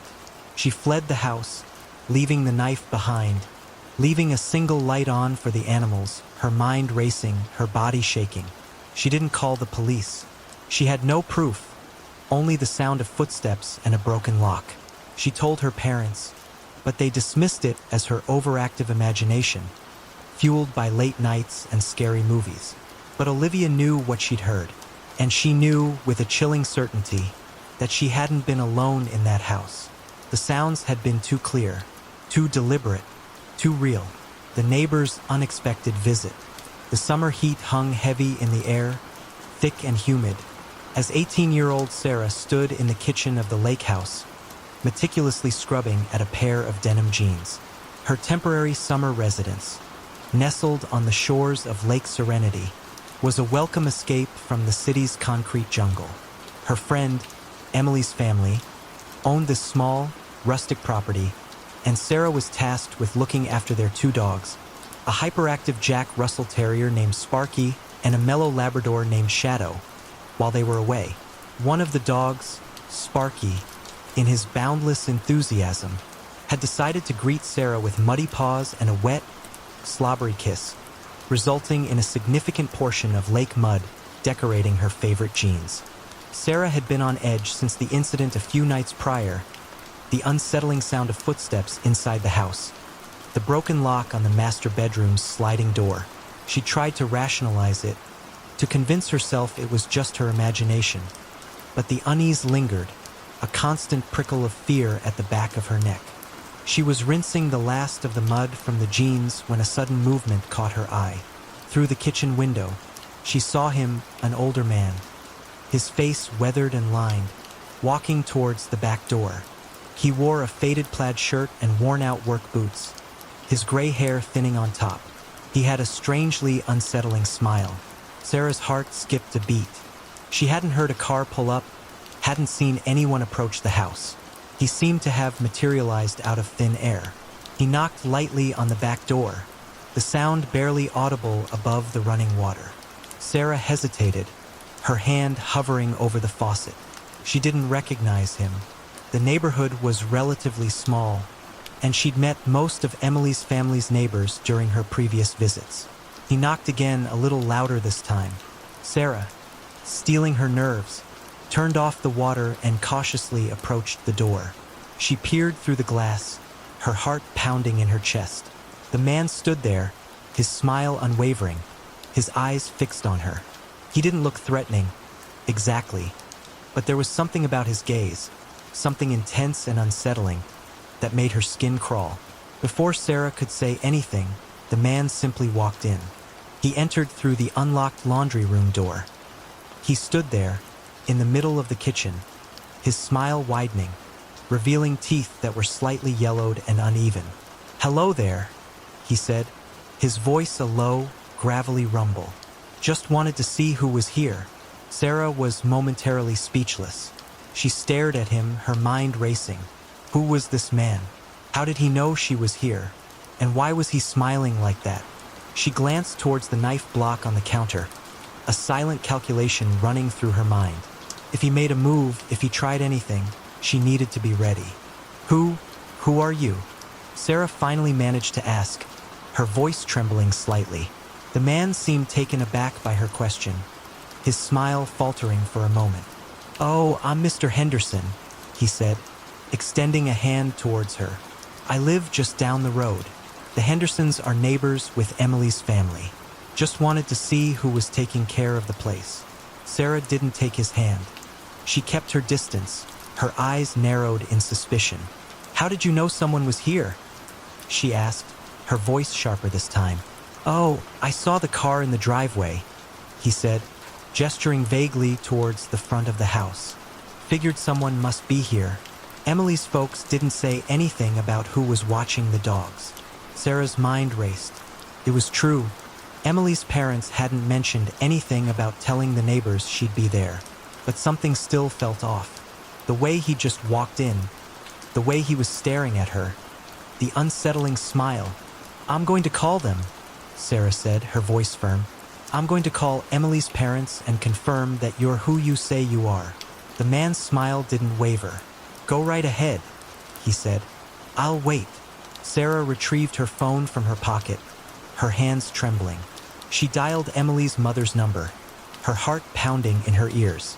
She put the phone on speaker, so the man could hear the conversation. The phone rang several times before Emily's mother answered. Sarah quickly explained the situation, her voice tight with anxiety.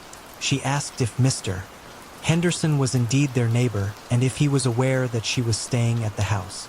Emily's mother confirmed that Mr. Henderson was their neighbor, a somewhat eccentric but generally harmless old man. She apologized profusely for not informing him about Sarah's presence, explaining that it had completely slipped her mind. Sarah and Mr. Henderson then spoke to the parents. Mr. Henderson wrote down his phone number and left. After the call, the parents let Sarah know that he'd done the same thing before. The entire ordeal and the previous incident came flooding back. The rest of the summer was uneventful and Sarah spent it with her son, not taking another house-sitting job. She decided to leave that area and go back home. The calls from nowhere. The first call came at 3:47 a.m. I know this with the precision only a newly awakened, deeply unsettled mind can offer, because I checked the time on the battered Nokia phone my Uncle George had foisted upon me just the day before. The screen, a relic of a bygone era, illuminated the darkness of my cramped bedroom with a sickly, pale blue glow. Unknown number. I almost didn't answer. I'm not a morning person, and 3:47 a.m. definitely qualifies as morning in my book.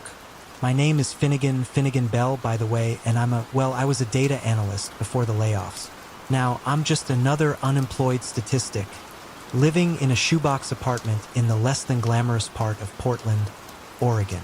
But something, call it intuition, call it morbid curiosity, made me press the green answer button. Static. A crackling, hissing wall of white noise that filled my ear. Then voices, muffled, distant, like people talking through several layers of thick cloth, or perhaps underwater. I pressed the phone harder against my ear, straining to decipher the words. Storage unit, Marshall Street. A man's voice, rough and distorted, broke through the static, just for a moment. My stomach tightened.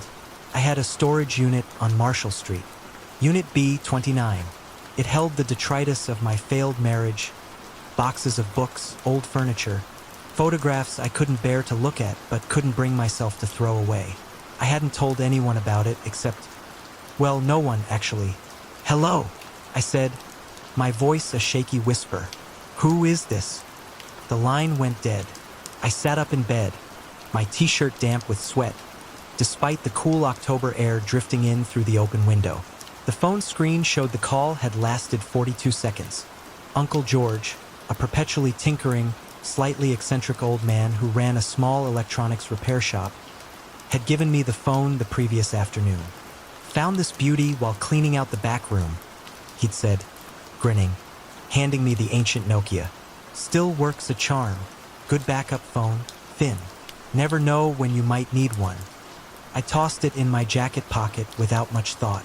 Now I turned it over and over in my hands, examining the scratched silver casing, the worn keypad, the tiny monochrome screen. Felt wrong somehow, out of place in the sleek digital world. Sleep was impossible after that.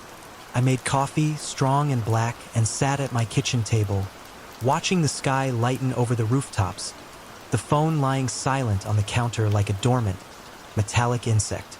At 9:15 a.m., it rang again. Same unknown number. Needs to be moved tonight.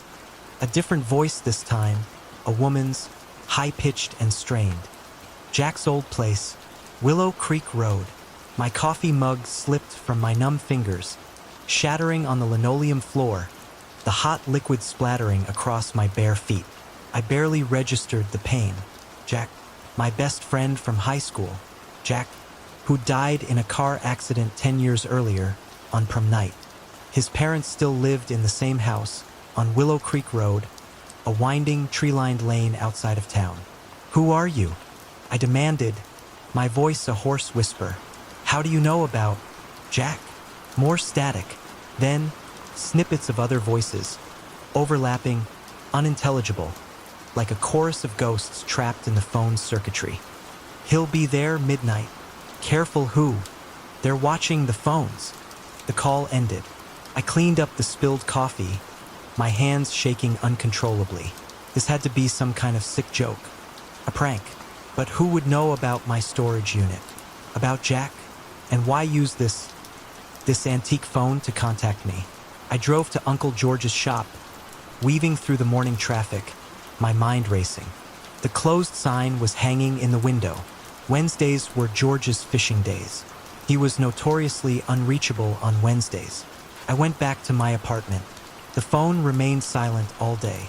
I tried calling the unknown number back, multiple times. Each time, I got the same automated message. The number you have dialed is not in service. Please check the number and try again. At 6:23 p.m.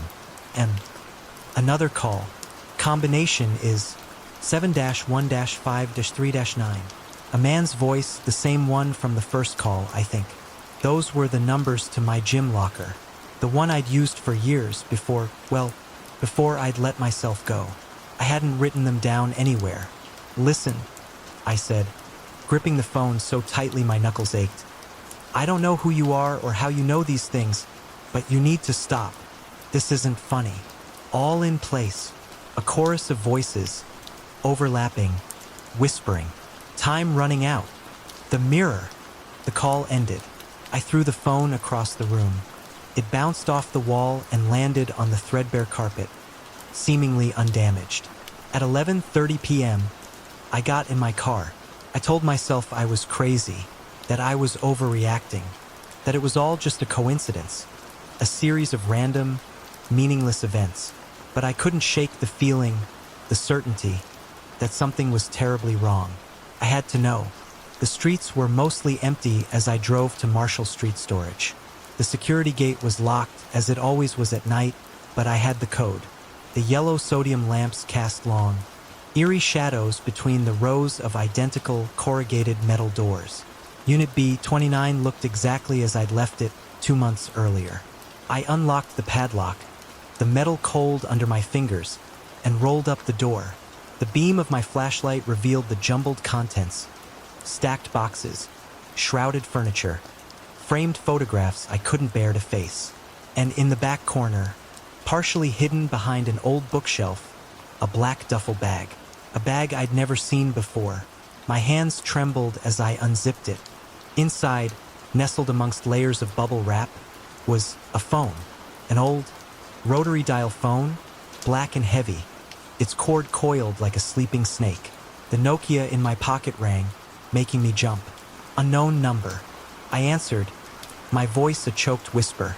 "Now you understand," the woman's voice said, clearer now, almost familiar. "We've been trying to reach you for so long." "Reach me? About what?" My voice echoed in the empty storage unit. "The signals, they get crossed. Sometimes, static crackled in the earpiece. Different times, different places. What does that mean? Who are you? Be careful who you trust." It was the man's voice now, urgent, desperate. "They're listening." Then, a new voice, a voice that sent a shiver of ice down my spine, a voice that sounded exactly like my own. "Don't answer the next call." The line went dead. I stared at the rotary phone in the duffel bag. The metal felt strangely cold, almost alive. That's when I noticed the manufacturer's label on the bottom. The production date, October 2nd, 2024. Tomorrow's date. The Nokia rang again. I didn't answer. I drove to Willow Creek Road, both phones lying silent on the passenger seat. Jack's old house was dark, except for a single window on the second floor. As I watched, a shadow moved across the lighted window.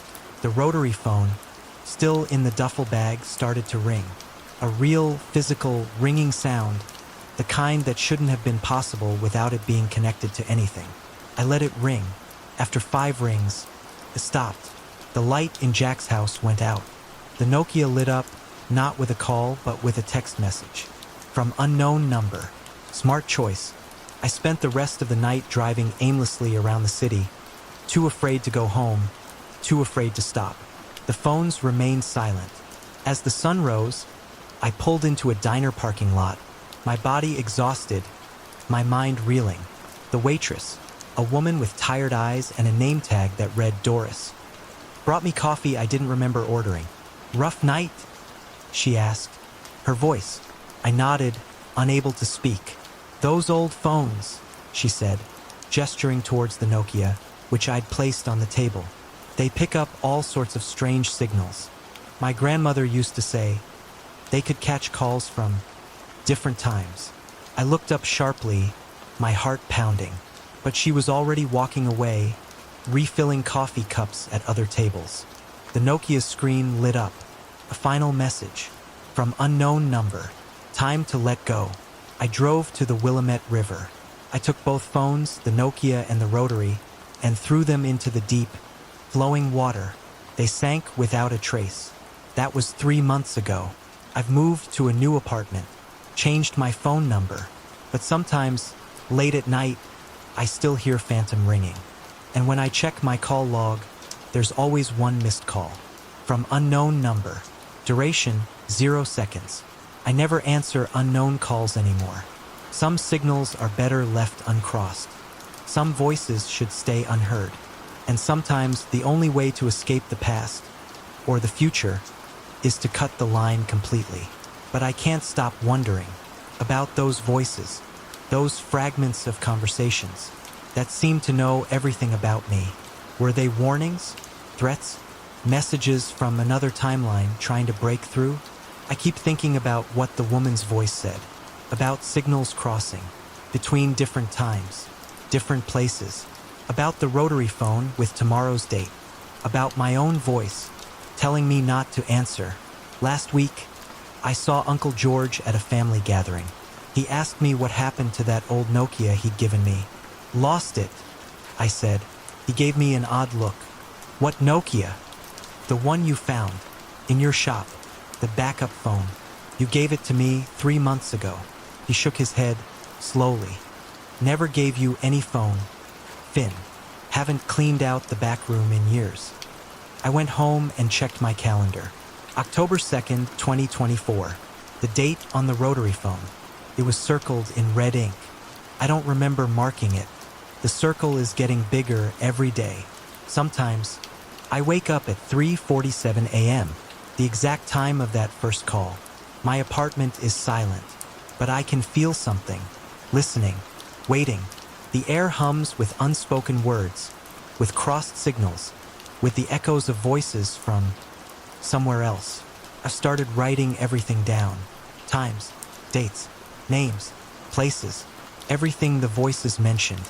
There are patterns, I think, connections, just beyond my grasp. The storage unit, Jack's house, my gym locker combination. How did they know? Yesterday, I found an old phone bill from 3 months ago. The unknown number appears on my call log, but when I try to read the digits, they seem to shift, blur. Each time I look, they're different. I bought a new phone last week, latest model, all the security features, but sometimes the screen flickers just for a second and shows that old pale blue Nokia interface. And when that happens, I can hear static building in the background, like a wave about to break. I've stopped keeping phones in my bedroom. They migrate there anyway, no matter where I leave them. Every morning, I find them on my nightstand, arranged in a perfect circle. The waitress, Doris. She works at the diner every morning, except Wednesdays. I've gone back a few times, tried to ask her about what she said, about her grandmother, about old phones catching signals from different times. But she always seems to disappear, right when I'm about to bring it up. The last time I was there, I saw her talking on a silver Nokia, identical to the one I threw in the river. I haven't been back to the storage unit. Haven't driven down Willow Creek Road. Some doors are better left closed. Some calls are better left unanswered. But the signals are still crossing. The lines are still open. And somewhere, in some time, a phone is ringing. With my number on the screen. I've started carrying a watch, instead of checking my phone for the time. An old analog watch that doesn't need batteries. It runs perfectly, except it always stops for exactly 42 seconds at 3:47 a.m., the duration of that first call. The phone company says my current number has been in service for exactly 3 months, since the day I threw the phones in the river. But they can't tell me who had it before me. The records show it's never been assigned to anyone else. I dream about rotary dials spinning on their own, about voices crossing through static, like ships passing in the fog, about phones ringing underwater. Maybe someday I'll answer again. Maybe someday I'll understand what they were trying to tell me, or warn me about. Until then, I keep my phones on silent, and my doors locked, and I avoid antique shops and repair shops. I've learned to live with the phantom ringing, the migrating phones, the circles that keep getting bigger. But sometimes, when I'm alone and the world is quiet and the air hums with unseen energy, I think about sending a message back through time, about being the voice on the other end of the line, trying to warn myself about something I still don't understand. The signals are still crossing, the lines are still open, and somewhere, a phone is ringing. The shadow in the hallway. It was Easter break, and 18-year-old Thomas was enjoying the rare luxury of having his family's large, modern house in the affluent suburbs of Berkshire, England, all to himself. His parents were on a holiday in France, leaving him to focus on his upcoming exams, a task he approached with a mixture of procrastination and half-hearted dedication. The house, a sprawling 2-story structure separated from the quiet village by a long, winding driveway, offered the perfect environment for both studying and indulging in his favorite pastimes.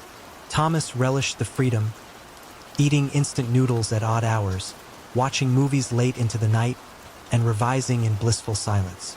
The recent weather had been tumultuous, a series of violent thunderstorms that rattled the windows and set off the house's overly sensitive burglar alarm on multiple occasions. Thomas, initially annoyed by the frequent alarms, had grown accustomed to them, dismissing them as false positives triggered by the wind and rain. He'd developed a routine of sleepily disarming the alarm without even bothering to check the security cameras. Saturday afternoon found Thomas engrossed in his revision, his textbooks and notes spread across the dining room table. A sudden, sharp sound startled him, a distinct thud, as if something had struck one of the upstairs windows. He paused, his pen hovering over a half-finished sentence. He listened intently, straining to hear over the hum of the refrigerator and the gentle ticking of the grandfather clock in the hallway. Silence. He shrugged, dismissing it as his imagination, a product of too much caffeine and too little sleep. He turned his music back on, the upbeat rhythm filling the room. A few minutes later, another sound, a softer, more muffled noise, like something had been knocked over upstairs. This time, Thomas couldn't ignore it. He jumped up, his heart pounding in his chest, a knot of anxiety tightening in his stomach. He racked his brain for a logical explanation. Could it be the wind? The house settling? A stray bird? But the sounds had been too distinct, too localized. He remembered the home security system, the network of cameras that monitored every corner of the house. He could access the footage from the family computer in the study. He raced to the study, his fingers flying across the keyboard, navigating to the security camera interface. He reviewed the footage from the last hour, his eyes scanning the screens, searching for any sign of an intruder. Nothing. The cameras showed only the empty rooms, the undisturbed furniture, the peaceful stillness of an unoccupied house. Thomas let out a sigh of relief, a wave of self-reproach washing over him. He was being ridiculous, letting his imagination run wild. He laughed at himself, shaking his head at his own jumpiness. He returned to the kitchen, intending to make himself dinner. The kitchen faced a set of large, glass sliding doors that led to the back garden. It was now evening, and the darkness outside had turned the glass into a mirror, reflecting the brightly lit interior of the house and the adjoining hallway. As he was preparing his meal, stirring a pot of noodles on the stove, he glanced up at the reflection in the glass, and his blood ran cold. There, in the reflection, standing motionless in the hallway behind him, was a man. He was short and scruffy, his clothes disheveled, his hair unkempt. He held something in his hand, a dark, indistinct object that Thomas couldn't quite make out, and he was staring directly at Thomas, his eyes fixed on his reflection in the glass. Thomas's body went into full panic mode. He didn't think, he just reacted. He bolted across the kitchen, towards the back door, his heart pounding in his chest, his breath coming in ragged gasps. He flung open the door, stumbling out into the cool night air, not stopping until he was halfway down the long driveway. He had his phone with him, thankfully. He dialed 999, his voice trembling as he reported the intrusion, his words tumbling over each other in his haste to explain. He hid behind a thick bush, his eyes fixed on the house, waiting for the police to arrive. He didn't see the man emerge, didn't see any sign of movement. It felt like an eternity, every rustle of leaves, every snap of a twig, sending shivers down his spine. When the police finally arrived, they searched the house thoroughly, their flashlights cutting through the darkness, their voices echoing in the stillness. They found nothing. No sign of forced entry, no sign of the intruder. Thomas began to doubt himself. Had he imagined it? Had the stress of his exams, the isolation of the empty house, finally gotten to him?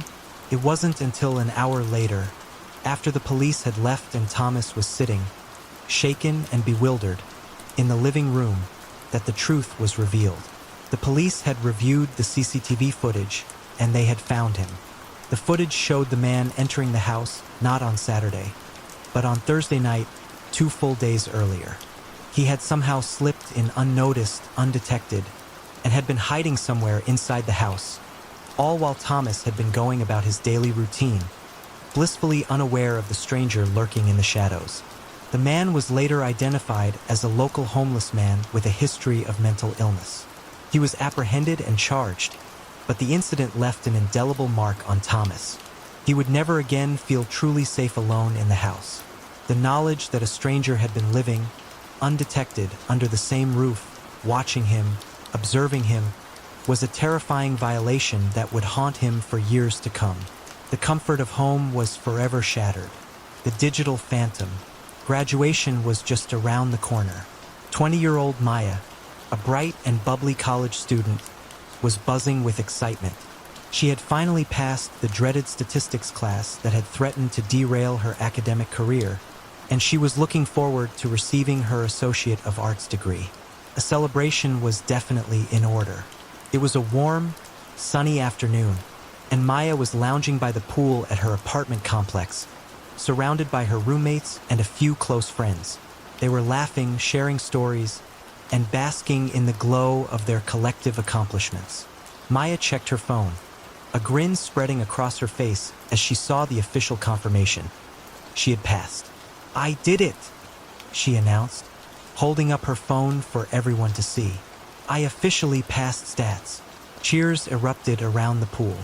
Maya's friends knew how much she'd struggled with the class, how many sleepless nights she'd spent poring over textbooks and wrestling with complex equations. "We're celebrating," one of her roommates, Chloe, declared. "Tonight, we're going all out." As the evening progressed, their plans shifted. Instead of going out to a crowded bar, they decided to stay in, order pizza, and watch movies. They invited a few more friends over, turning their small apartment into a lively hub of laughter and conversation. Around 2 a.m., the party began to wind down. People started heading home or crashing on the couches and spare mattresses. The only ones left were Maya, her two roommates, Chloe and Sarah, their respective boyfriends, and another friend, Liam. Feeling restless, they decided to take advantage of the warm night and go for a swim in the apartment complex's pool, which was conveniently located just outside their first-floor patio door. After their swim, Maya, feeling tired but content, decided to call it a night. Her roommates and Liam were still up, planning to head out to a late-night diner. Maya waved goodbye, grabbed a snack from the kitchen, and retreated to her bedroom. Her bedroom was at the back of the apartment, the furthest point from the front door and the patio. It was a large room, dominated by a single, expansive window that looked out onto the parking lot and the front gate of the complex. The gate, unfortunately, was currently broken, left perpetually open, a minor security concern that Maya had mostly ignored. She had a habit of leaving her blinds and curtains open, enjoying the natural light that flooded the room during the day. At night, however, the open window offered a clear view into her bedroom, especially when the lights were on. A large, mirrored closet door, directly opposite the window, reflected the entire room, making it even more visible from outside. Maya, exhausted from the day's festivities and the late-night swim, fell asleep quickly, her phone resting on her nightstand, the last time she checked showing 3:30 a.m. She had, crucially, left her bedroom light on. She woke up sometime later, disoriented and confused. The room was dark, but a strange, flickering light pulsed in the corner, near her closet. It was like a strobe light, slow and erratic, casting dancing shadows on the walls. Her first thought was that her roommates were playing a prank on her. "Very funny, guys," she mumbled, her voice thick with sleep. But as her eyes adjusted to the darkness, she realized that the flickering light wasn't a strobe. It was the flash from a phone camera, and standing in the corner of her room, silhouetted against the faint glow of the window, was a man. He was tall, at least 6 feet, wearing a dark green hoodie that obscured his features. He held a phone in his hand, its camera pointed directly at Maya. He was taking pictures of her as she slept. The realization hit Maya like a punch to the gut. This wasn't a prank. This was a terrifying violation, a real and present danger. "What the hell?" she yelled, her voice a mixture of fear and outrage. Instead of running, as Maya expected, the man simply lowered his phone and walked towards the door. He didn't say a word, didn't make a sound. He moved with an unnerving calmness, as if he had all the time in the world. Maya, fueled by adrenaline and a desperate need to escape, scrambled out of bed and ran after him, screaming, "Hey, stop!" She reached the front door just as he was slipping out. She didn't see where he went, didn't see him disappear into the night. She ran back inside, her heart pounding, her breath coming in ragged gasps. She woke up her roommates, frantically explaining what had happened. They were shocked and disbelieving at first, but Maya's terror was undeniable. They called the police, who arrived quickly, taking Maya's statement and searching the apartment. They found no sign of forced entry. Both the front door and the patio door, they discovered, had been unlocked. Maya checked her belongings, desperately hoping that nothing was missing. It was then that she noticed it. Her laptop, which had been on her desk, in the farthest corner of her bedroom, was gone. The realization of what that meant was chilling. Her laptop contained everything: her schoolwork, her personal files, her photos, and in a separate, zipped-up case inside her laptop sleeve was the SD card from her digital camera, filled with years of memories, including intimate and private photos. The police were unable to locate the intruder or recover Maya's laptop. The broken gate at the front of the complex offered little security, and there were no surveillance cameras that captured the man's entry or exit. The following days were a blur of anxiety and fear. Maya moved out of her apartment, staying with friends until she could find a new, more secure place to live. As she was packing her belongings, a few days after the incident, she happened to glance up at the apartment building across from hers, and she saw it. Hanging in the window of an apartment directly above where hers had been, clearly visible through the partially closed blinds, was a tapestry. It was the exact same tapestry that had hung on Maya's bedroom wall, a distinctive black and white design featuring two wolves howling at a full moon. The sight sent a fresh wave of terror through her. It was a chilling confirmation that the intruder had been watching her, that he knew her, that he had been close enough to see the details of her room, to take something that held personal significance. The man was never caught.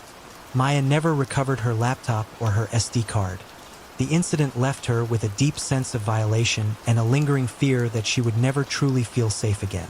It was a harsh reminder of the vulnerability that existed in the digital age, the ease with which privacy could be invaded, and the terrifying reality that someone, somewhere, could be watching, waiting, and plotting without you ever knowing. Campground Whispers. 12-year-old Lily was both thrilled and terrified. It was her first time at summer camp, a week-long adventure dedicated to learning horsemanship. She'd always loved animals, especially horses, and the idea of spending her days riding and caring for them filled her with excitement. But the thought of being away from her family, surrounded by strangers, in the unfamiliar wilderness, sparked a knot of anxiety in her stomach. The camp, nestled in a valley surrounded by rolling hills and dense forests, was everything she'd imagined. Rustic cabins, sprawling pastures, and the constant, comforting presence of horses. The days were filled with riding lessons, grooming sessions, and campfire sing-alongs. Lily quickly made friends with the other girls in her cabin, bonding over their shared love of horses and their shared apprehension about being away from home. The one event that Lily dreaded was the Sleep Under the Stars night. It was a camp tradition, a chance for the campers to experience the thrill of sleeping outdoors, under the vast, starry sky. Lily, however, had a deep-seated fear of tents. They felt claustrophobic, confining, and vulnerable.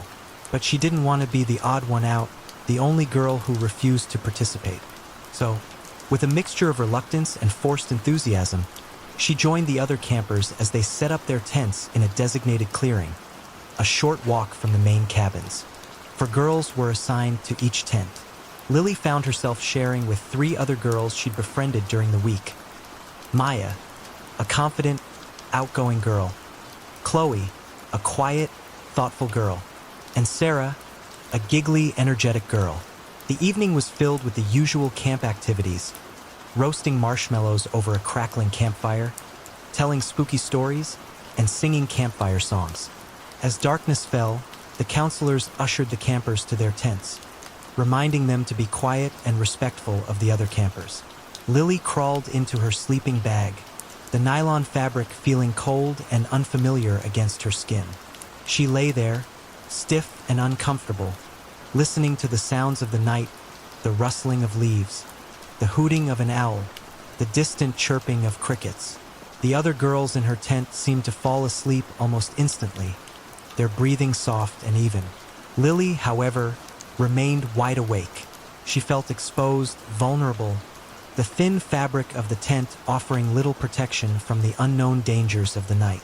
She wished she were back in her own bed, in her own room, surrounded by the familiar comforts of home.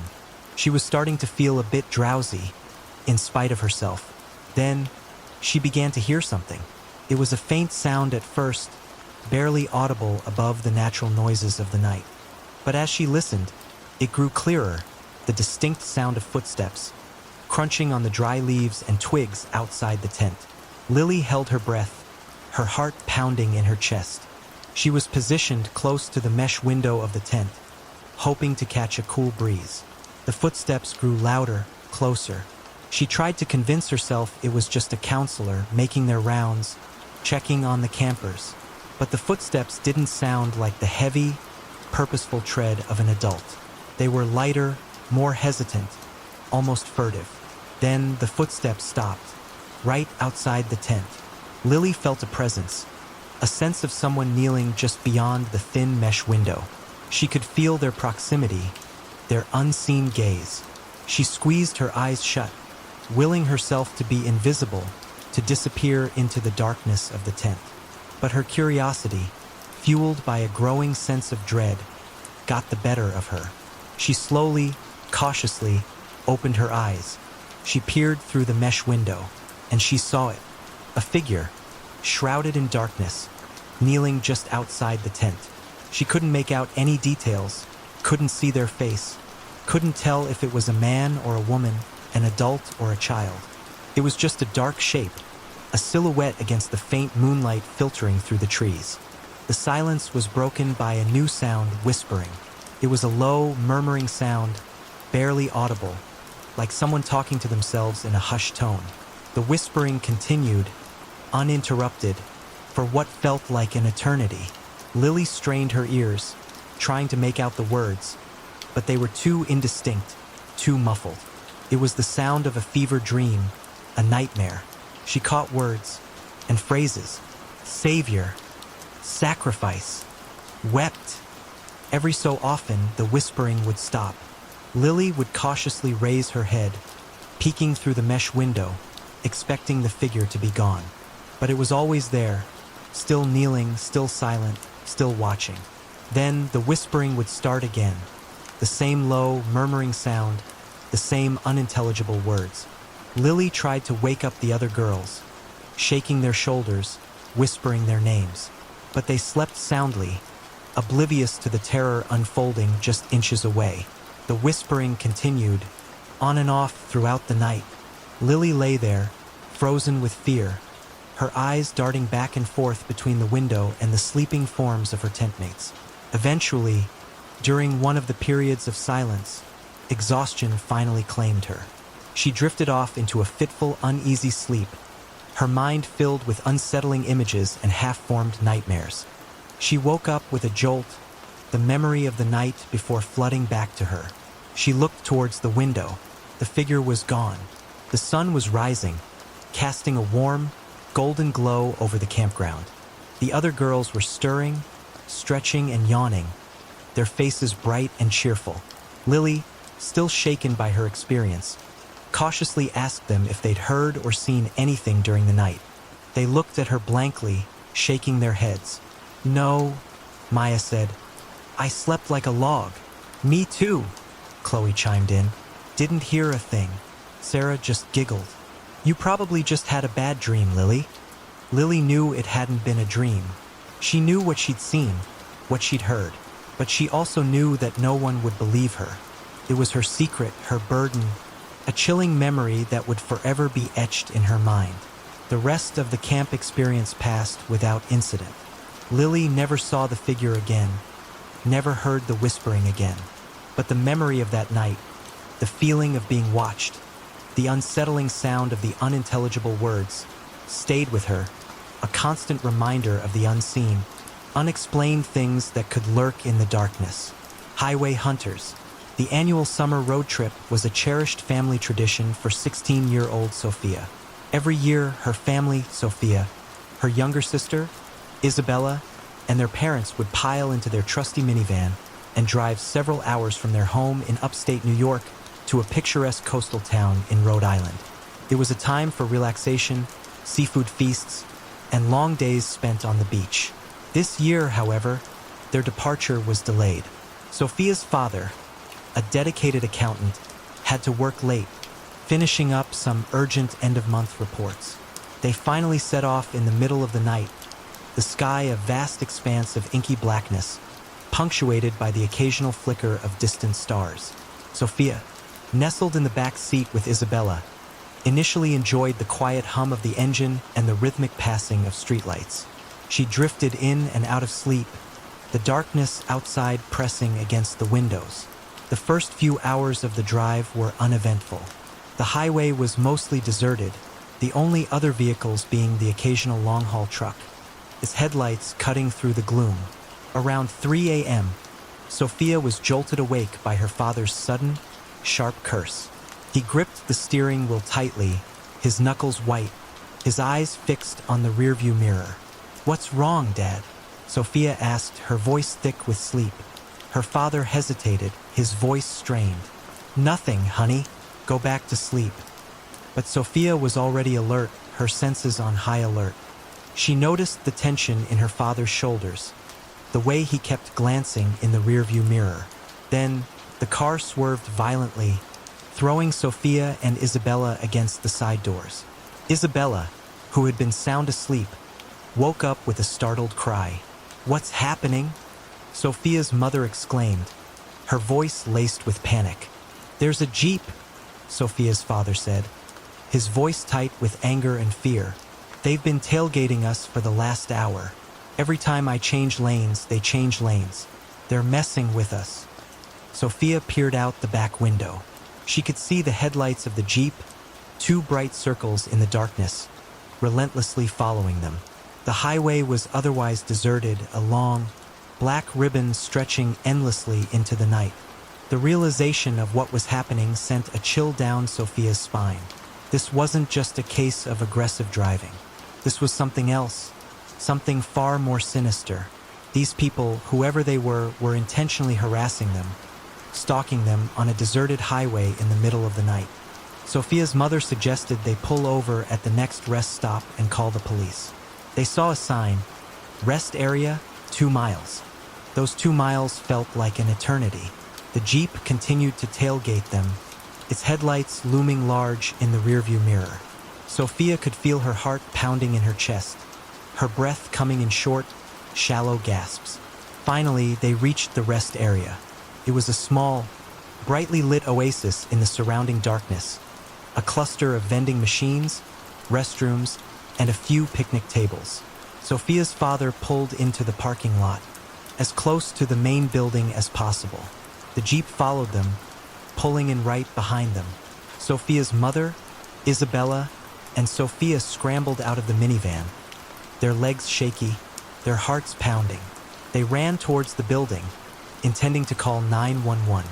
Sophia's father remained in the car, his hands gripping the steering wheel, his eyes fixed on the Jeep. As Sophia reached the entrance to the building, she turned to look back, and what she saw would forever be etched in her memory. The Jeep, a dark navy blue, was parked directly behind their minivan. 5 figures emerged, their forms silhouetted against the bright lights of the rest area, and they were all wearing masks, white masks, blank and expressionless, except for the crude, unsettling smiles painted on them in garish colors. Each mask was different. One had a wide, toothy grin, another a leering, twisted smile, another a grotesque, exaggerated smirk. The masked figures stood there, silently motionless, except for their hands, which waved slowly, mockingly, in the direction of Sophia's father. One of the figures appeared to be holding something, a dark, indistinct object that Sophia couldn't quite make out. Sophia screamed, a primal, terrified sound that echoed in the stillness of the night. She felt a surge of adrenaline, a desperate need to protect her family. Then, a miracle. A police car, its headlights flashing, pulled into the rest area. The masked figures, startled by the sudden appearance of law enforcement, quickly retreated to their jeep, the doors slamming shut. The jeep sped away, disappearing into the darkness from which it had come. The police officer, alerted by Sophia's screams, approached them cautiously. Sophia's family, shaken and trembling, recounted their terrifying ordeal, describing the jeep, the masks, the relentless pursuit.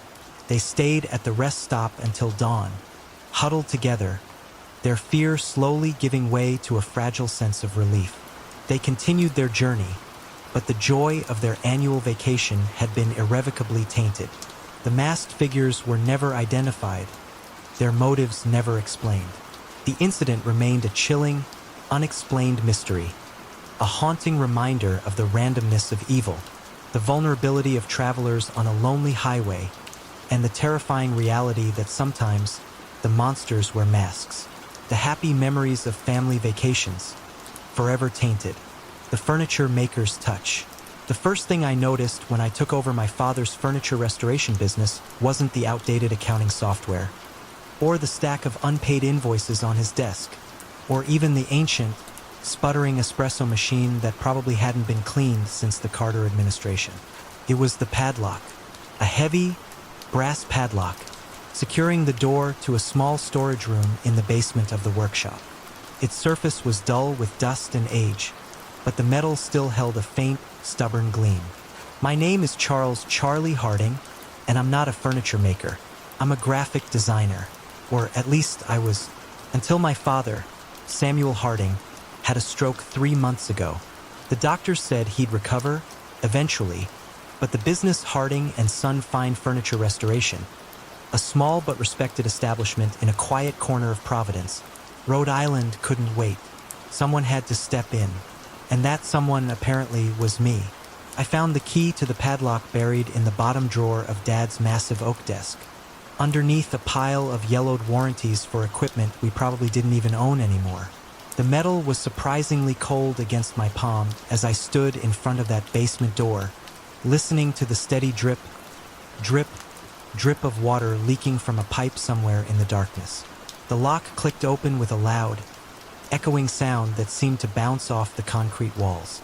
The storage room smelled of old wood, beeswax, and something else, something floral, almost cloyingly sweet. I pulled the chain for the single, bare bulb hanging from the ceiling. Yellow light spilled across what looked like the contents of a particularly eccentric estate sale. Antique furniture was crammed into every corner, Victorian settees with cracked leather upholstery, delicate end tables with water rings marring their polished surfaces, a massive armoire that must have been a nightmare to get down those narrow stairs. But it was the dolls that caught my eye, dozens of them, arranged on shelves that lined the walls, their porcelain faces gleaming in the dim light, their glass eyes reflecting the single bulb like tiny, watchful jewels. I recognized some of them from my grandmother's house. She'd been an avid collector, always bringing home new finds from antique shops and flea markets. Dad had inherited everything when she passed away, 5 years earlier. I guess he couldn't bring himself to part with any of it. I was examining a queen and chair, assessing its condition, the cracked frame, the faded upholstery, the missing veneer, when I heard it. A soft, scraping sound, like something being dragged across wood. I turned around slowly. Nothing seemed out of place. The dolls stared back at me, their painted smiles frozen, their glass eyes unervingly still. I blamed it on the old building, the uneven floors, my own overactive imagination. I'd been working long hours, trying to get the company's finances in order, dealing with disgruntled clients, and navigating the unfamiliar world of furniture restoration. Stress could do strange things to your perception. I went back to examining the chair, but as I reached out to touch the cracked leather, I heard the scraping sound again, louder this time, and closer. It was coming from behind me. I spun around. One of the dolls, a small porcelain figure with a painted-on smile and rosy cheeks, had fallen face down on the shelf.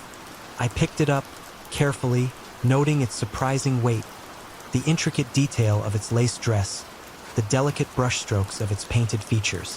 When I set it upright, I noticed something odd. There was dust on the shelf, a thick layer of it, everywhere, except for a long, clean streak, leading directly to where the doll had fallen. My phone rang, making me jump. It was Mr. Henderson, our biggest client, threatening to pull his account if we didn't deliver his restored dining set by the end of the week. I spent the rest of the day in crisis mode, dealing with Mr. Henderson's demands, soothing ruffled feathers, and trying to navigate the labyrinthine world of furniture restoration schedules. But I couldn't shake the feeling that something wasn't right in that basement. Something about that fallen doll, that clean streak in the dust.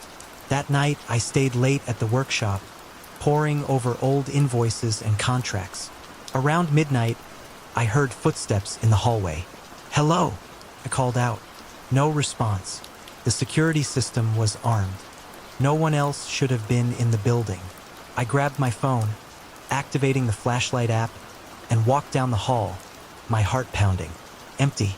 But as I passed the basement door, I heard it again, that scraping sound. Clearer now, more distinct. And then a soft thump. My hand trembled as I unlocked the basement door. The storage room was still locked, the heavy padlock gleaming dully in the dim light. But I could hear movement inside. A slow, deliberate dragging sound, like furniture being moved across the floor. I stood there for what felt like an eternity, the key in my hand, my mind racing. Rats? I thought. Maybe a large raccoon had somehow gotten in? The old building was full of cracks and crevices. The scraping stopped. Then, I heard something that made my blood run cold. The sound of tiny, porcelain fingers tapping against wood. I unlocked the padlock, the chain clinking as I pulled it free. My heart was hammering against my ribs, a frantic drumbeat in the silence. I opened the door. The chair. The queen and chair I'd been examining earlier. It had moved. It was now positioned directly in the center of the room, facing the entrance. And sitting in it was one of the dolls, the largest one, a Victorian-era figure with a blue silk dress and elaborate ringlets of auburn hair. I definitely remembered seeing it on the top shelf earlier that day. Its head was tilted slightly to one side, as if it were studying me.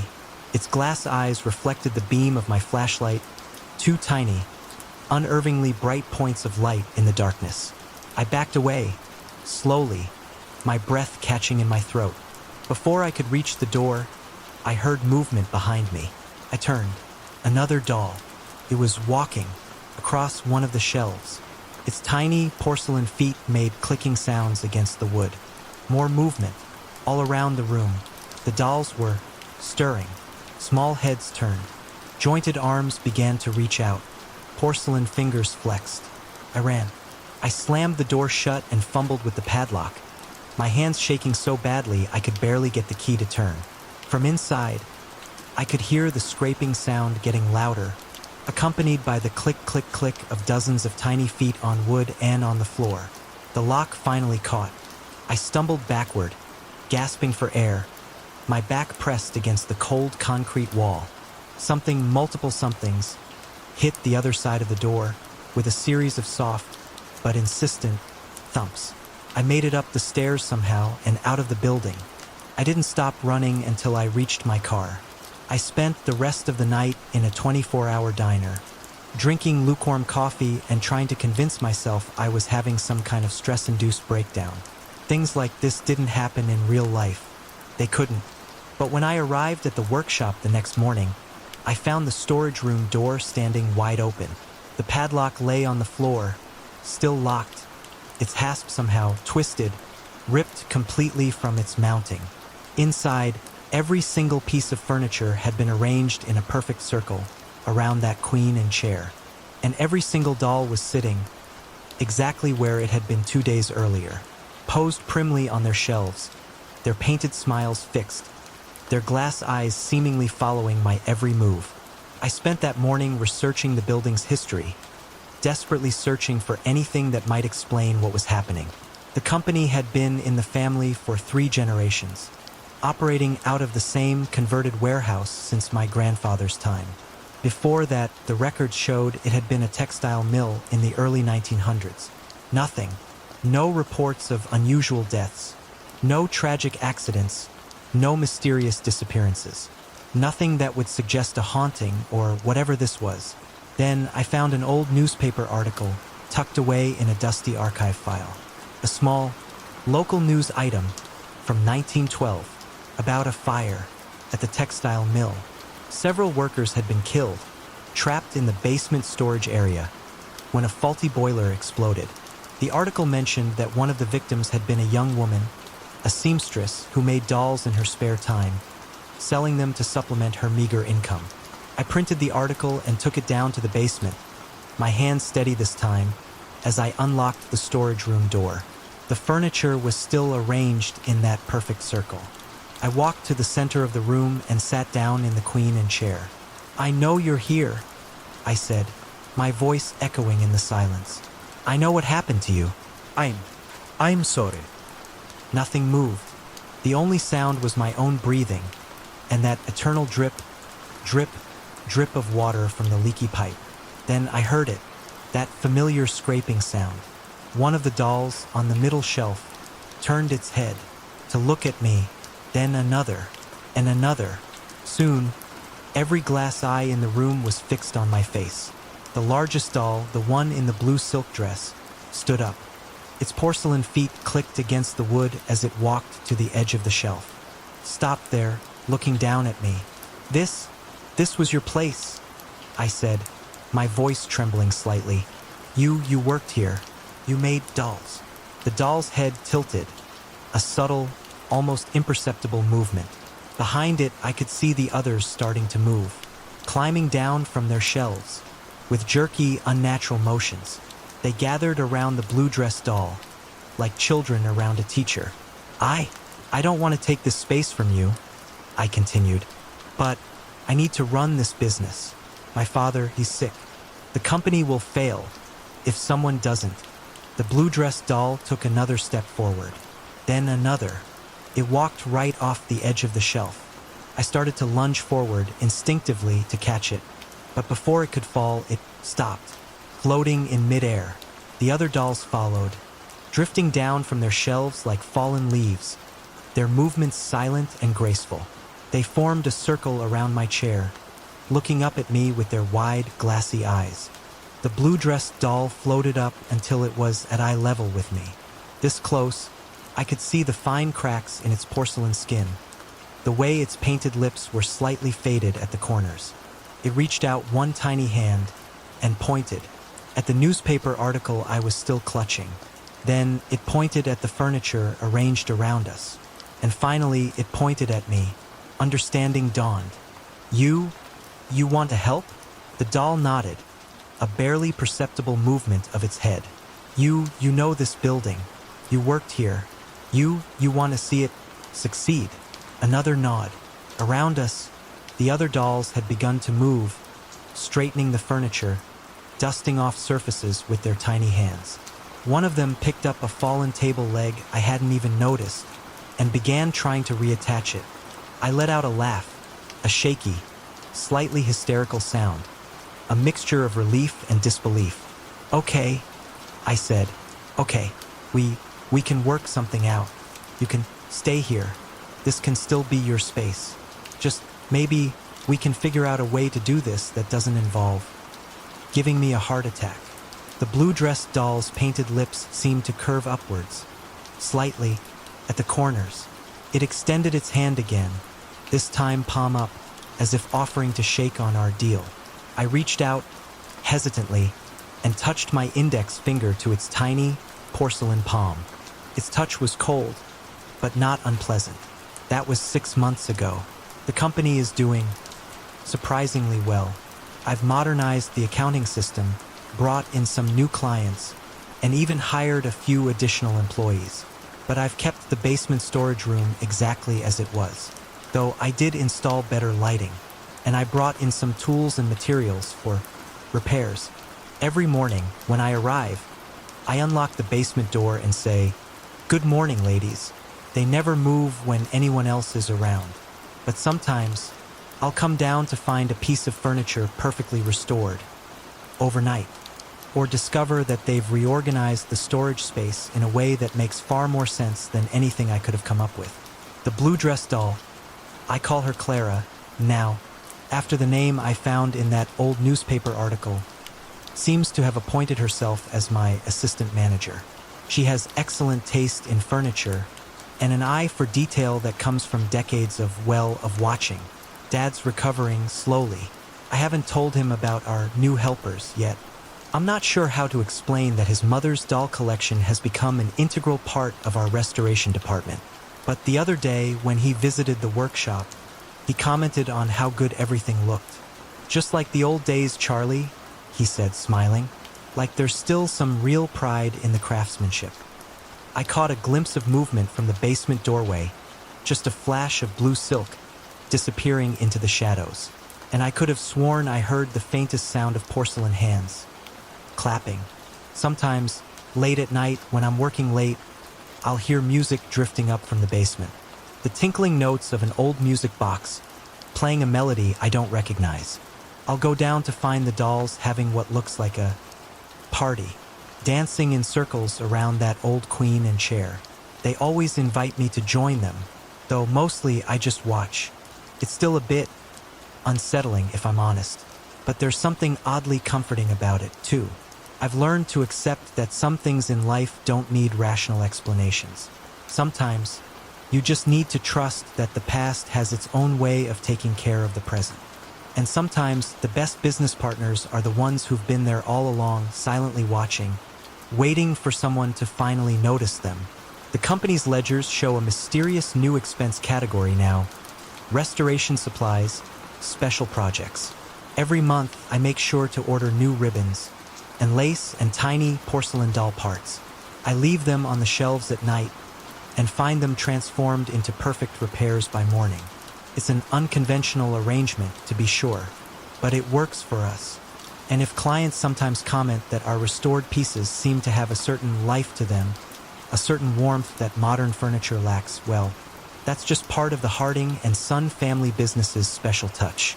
Though I do make sure to warn new employees about the basement. "Don't mind any noises you might hear down there," I tell them. "It's just the old building settling, and maybe a few other things that have settled here too." They usually laugh it off, but they also don't question why the basement door always stays locked, or why I'm the only one who goes down there after hours.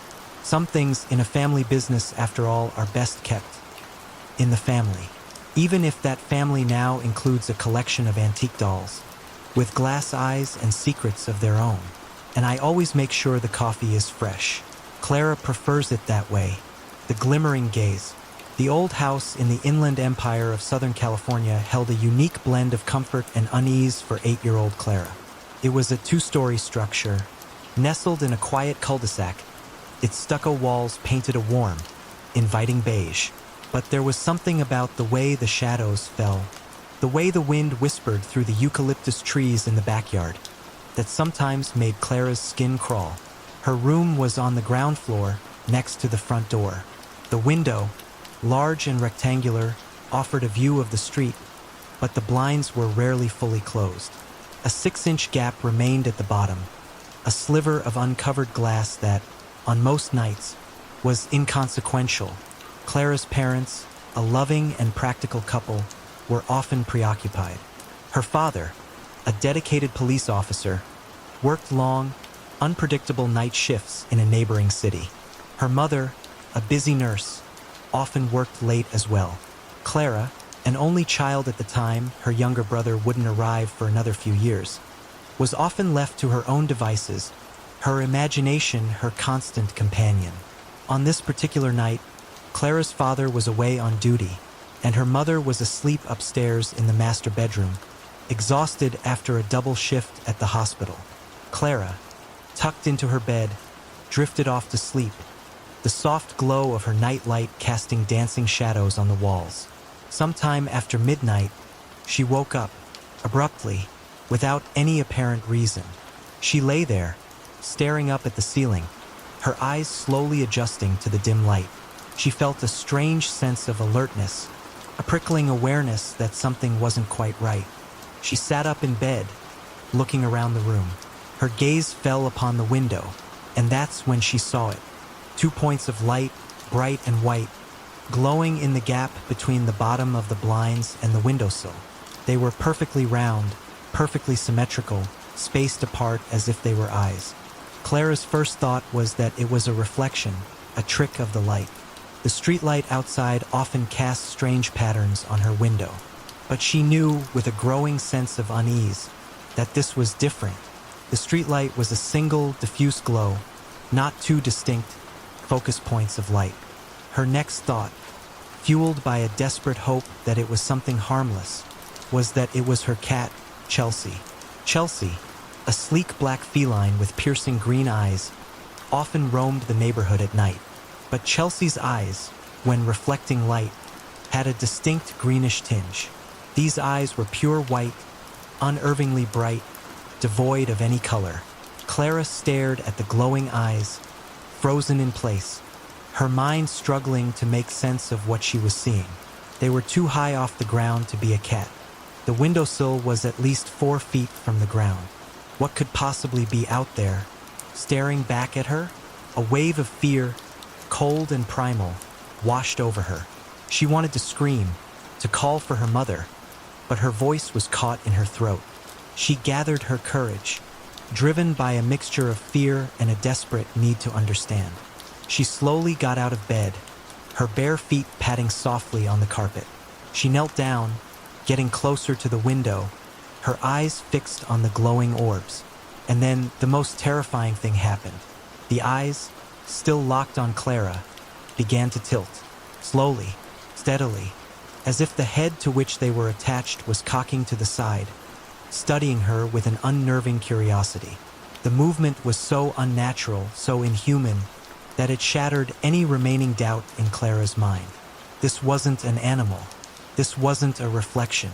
This was something else entirely. Clara screamed, a high-pitched, terrified sound that ripped through the silence of the house. She scrambled back, tears streaming down her face, and ran, as fast as her little legs could carry her, down the hallway, through the living room and up the stairs to her mother's room. She burst into her mother's room, sobbing uncontrollably, unable to articulate what she had seen. Her mother, jolted awake by the sudden commotion, tried to calm her, her voice filled with concern. "What's wrong, sweetie? What happened?" Clara, through gasps and sobs, managed to stammer out, something, in my window, eyes." Her mother, initially skeptical, followed Clara back to her room, expecting to find a stray cat or a misplaced toy. But the room was empty. The blinds were still partially open, the gap at the bottom revealing only the darkness of the night outside. Her mother immediately called the police and an officer responded. He didn't find anything.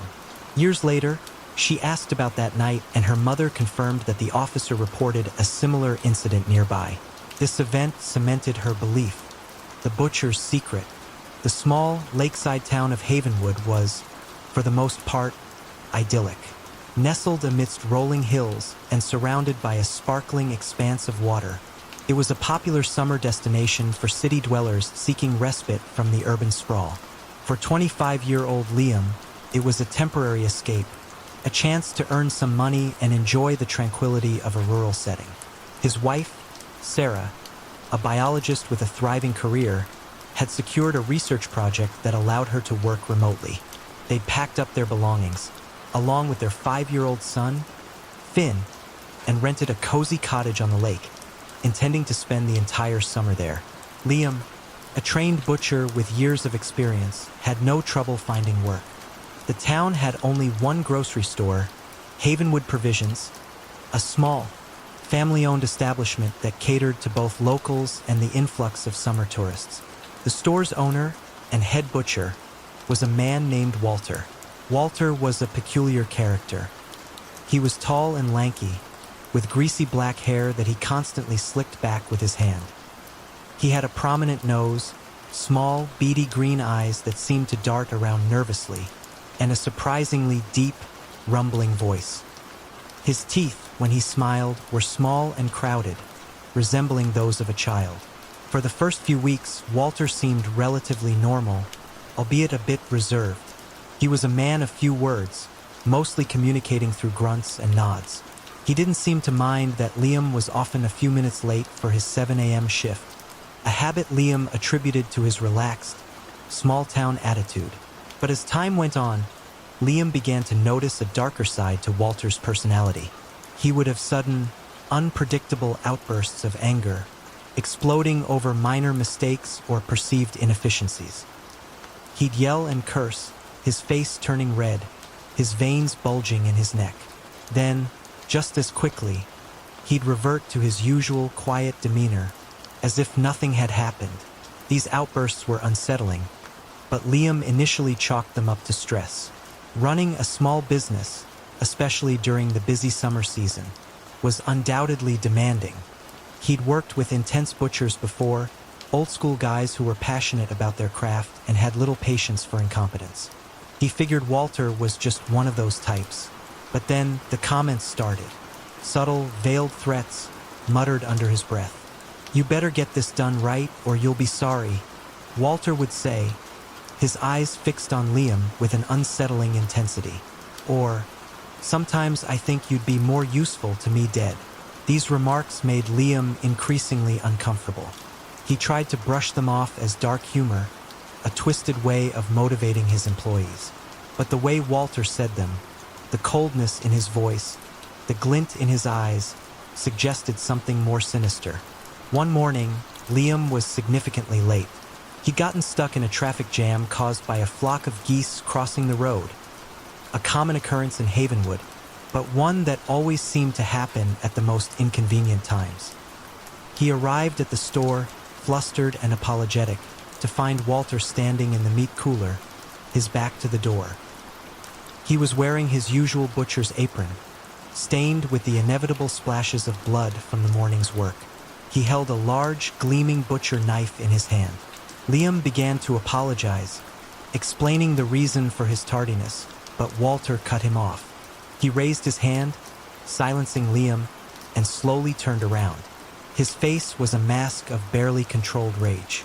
"This," Walter said, his voice low and menacing, "will be the last time you're late. The last person who disrespected me." He paused, his eyes darting around the cooler, as if searching for the right words. Then, he looked down at the floor, his voice dropping to a whisper. "Never mind. Just don't be late again." The unspoken threat hung heavy in the air. Liam felt a chill run down his spine. This wasn't just the ranting of a stressed-out boss. This was something else, something darker and more dangerous. The next few days were tense. Walter was unusually quiet, barely speaking to Liam, his eyes constantly following him around the shop. It was unnerving, but Liam preferred the silence to the outbursts.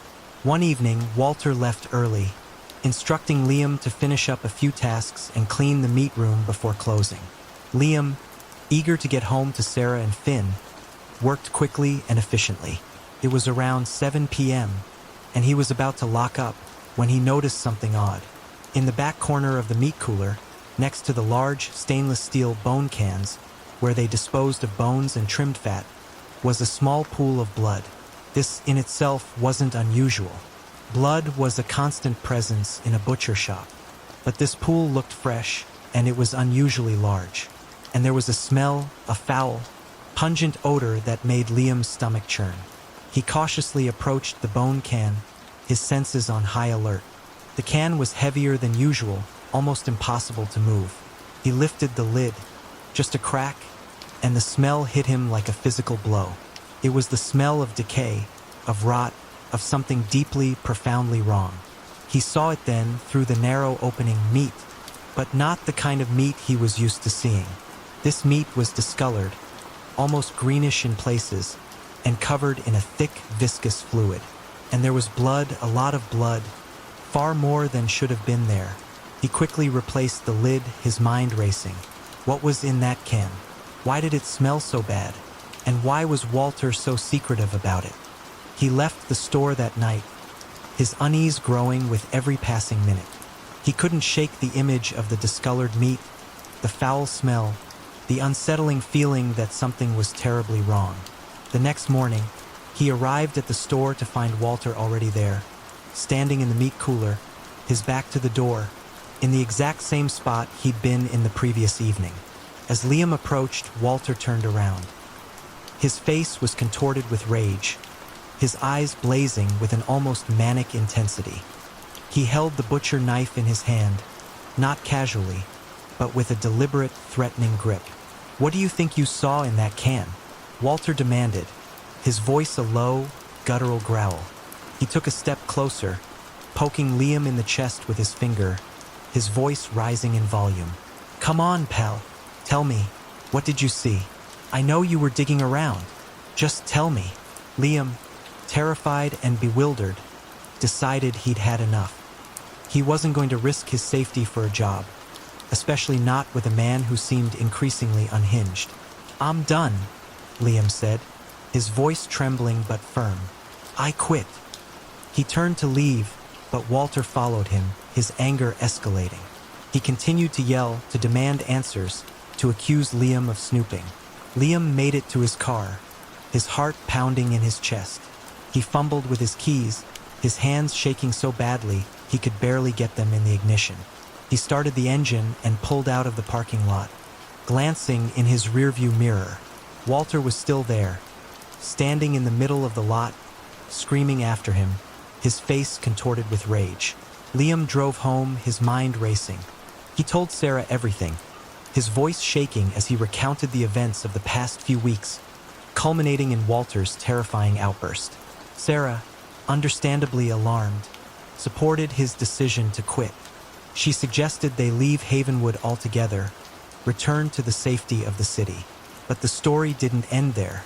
A week later, Liam was awakened in the early hours of the morning by a strange flickering light outside his window. He got out of bed, cautiously approaching the window, his heart pounding in his chest. Parked across the street, directly in front of his house, was a large, red pickup truck. It was the same truck that was always parked outside of Havenwood Provisions, the same truck that Walter drove. But the truck was empty. There was no sign of Walter, no sign of anyone. Liam watched the truck for hours, his fear growing with each passing minute. He didn't know what Walter was doing, why he was there, what he was planning. Around 7:30 a.m., the truck finally drove away. For the next few nights, Liam saw the truck again, cruising slowly past his house, its headlights casting eerie shadows on the walls. He couldn't see the driver, couldn't make out any details, but he knew it was Walter. He reported the incidents to the police, but without any concrete evidence, there was little they could do. A few weeks later, Liam and Sarah decided to return to Havenwood to retrieve some belongings they'd left behind at the lake house. When they arrived, they found the house ransacked. A window had been broken, furniture overturned, and personal items strewn across the floor. It was a clear message, a final act of intimidation. They never saw Walter again, never learned the truth about what was in that bone can. But the memory of his unsettling behavior, his veiled threats, his terrifying outburst, would forever haunt Liam. The idyllic summer escape had turned into a nightmare, a chilling reminder of the darkness that could lurk beneath the surface of even the most seemingly ordinary places. They sold the lake house, the figure in the gale. The summer nights in their coastal city were usually calm and peaceful, but tonight, a fierce wind was whipping through the streets, rattling windows and sending debris swirling through the air.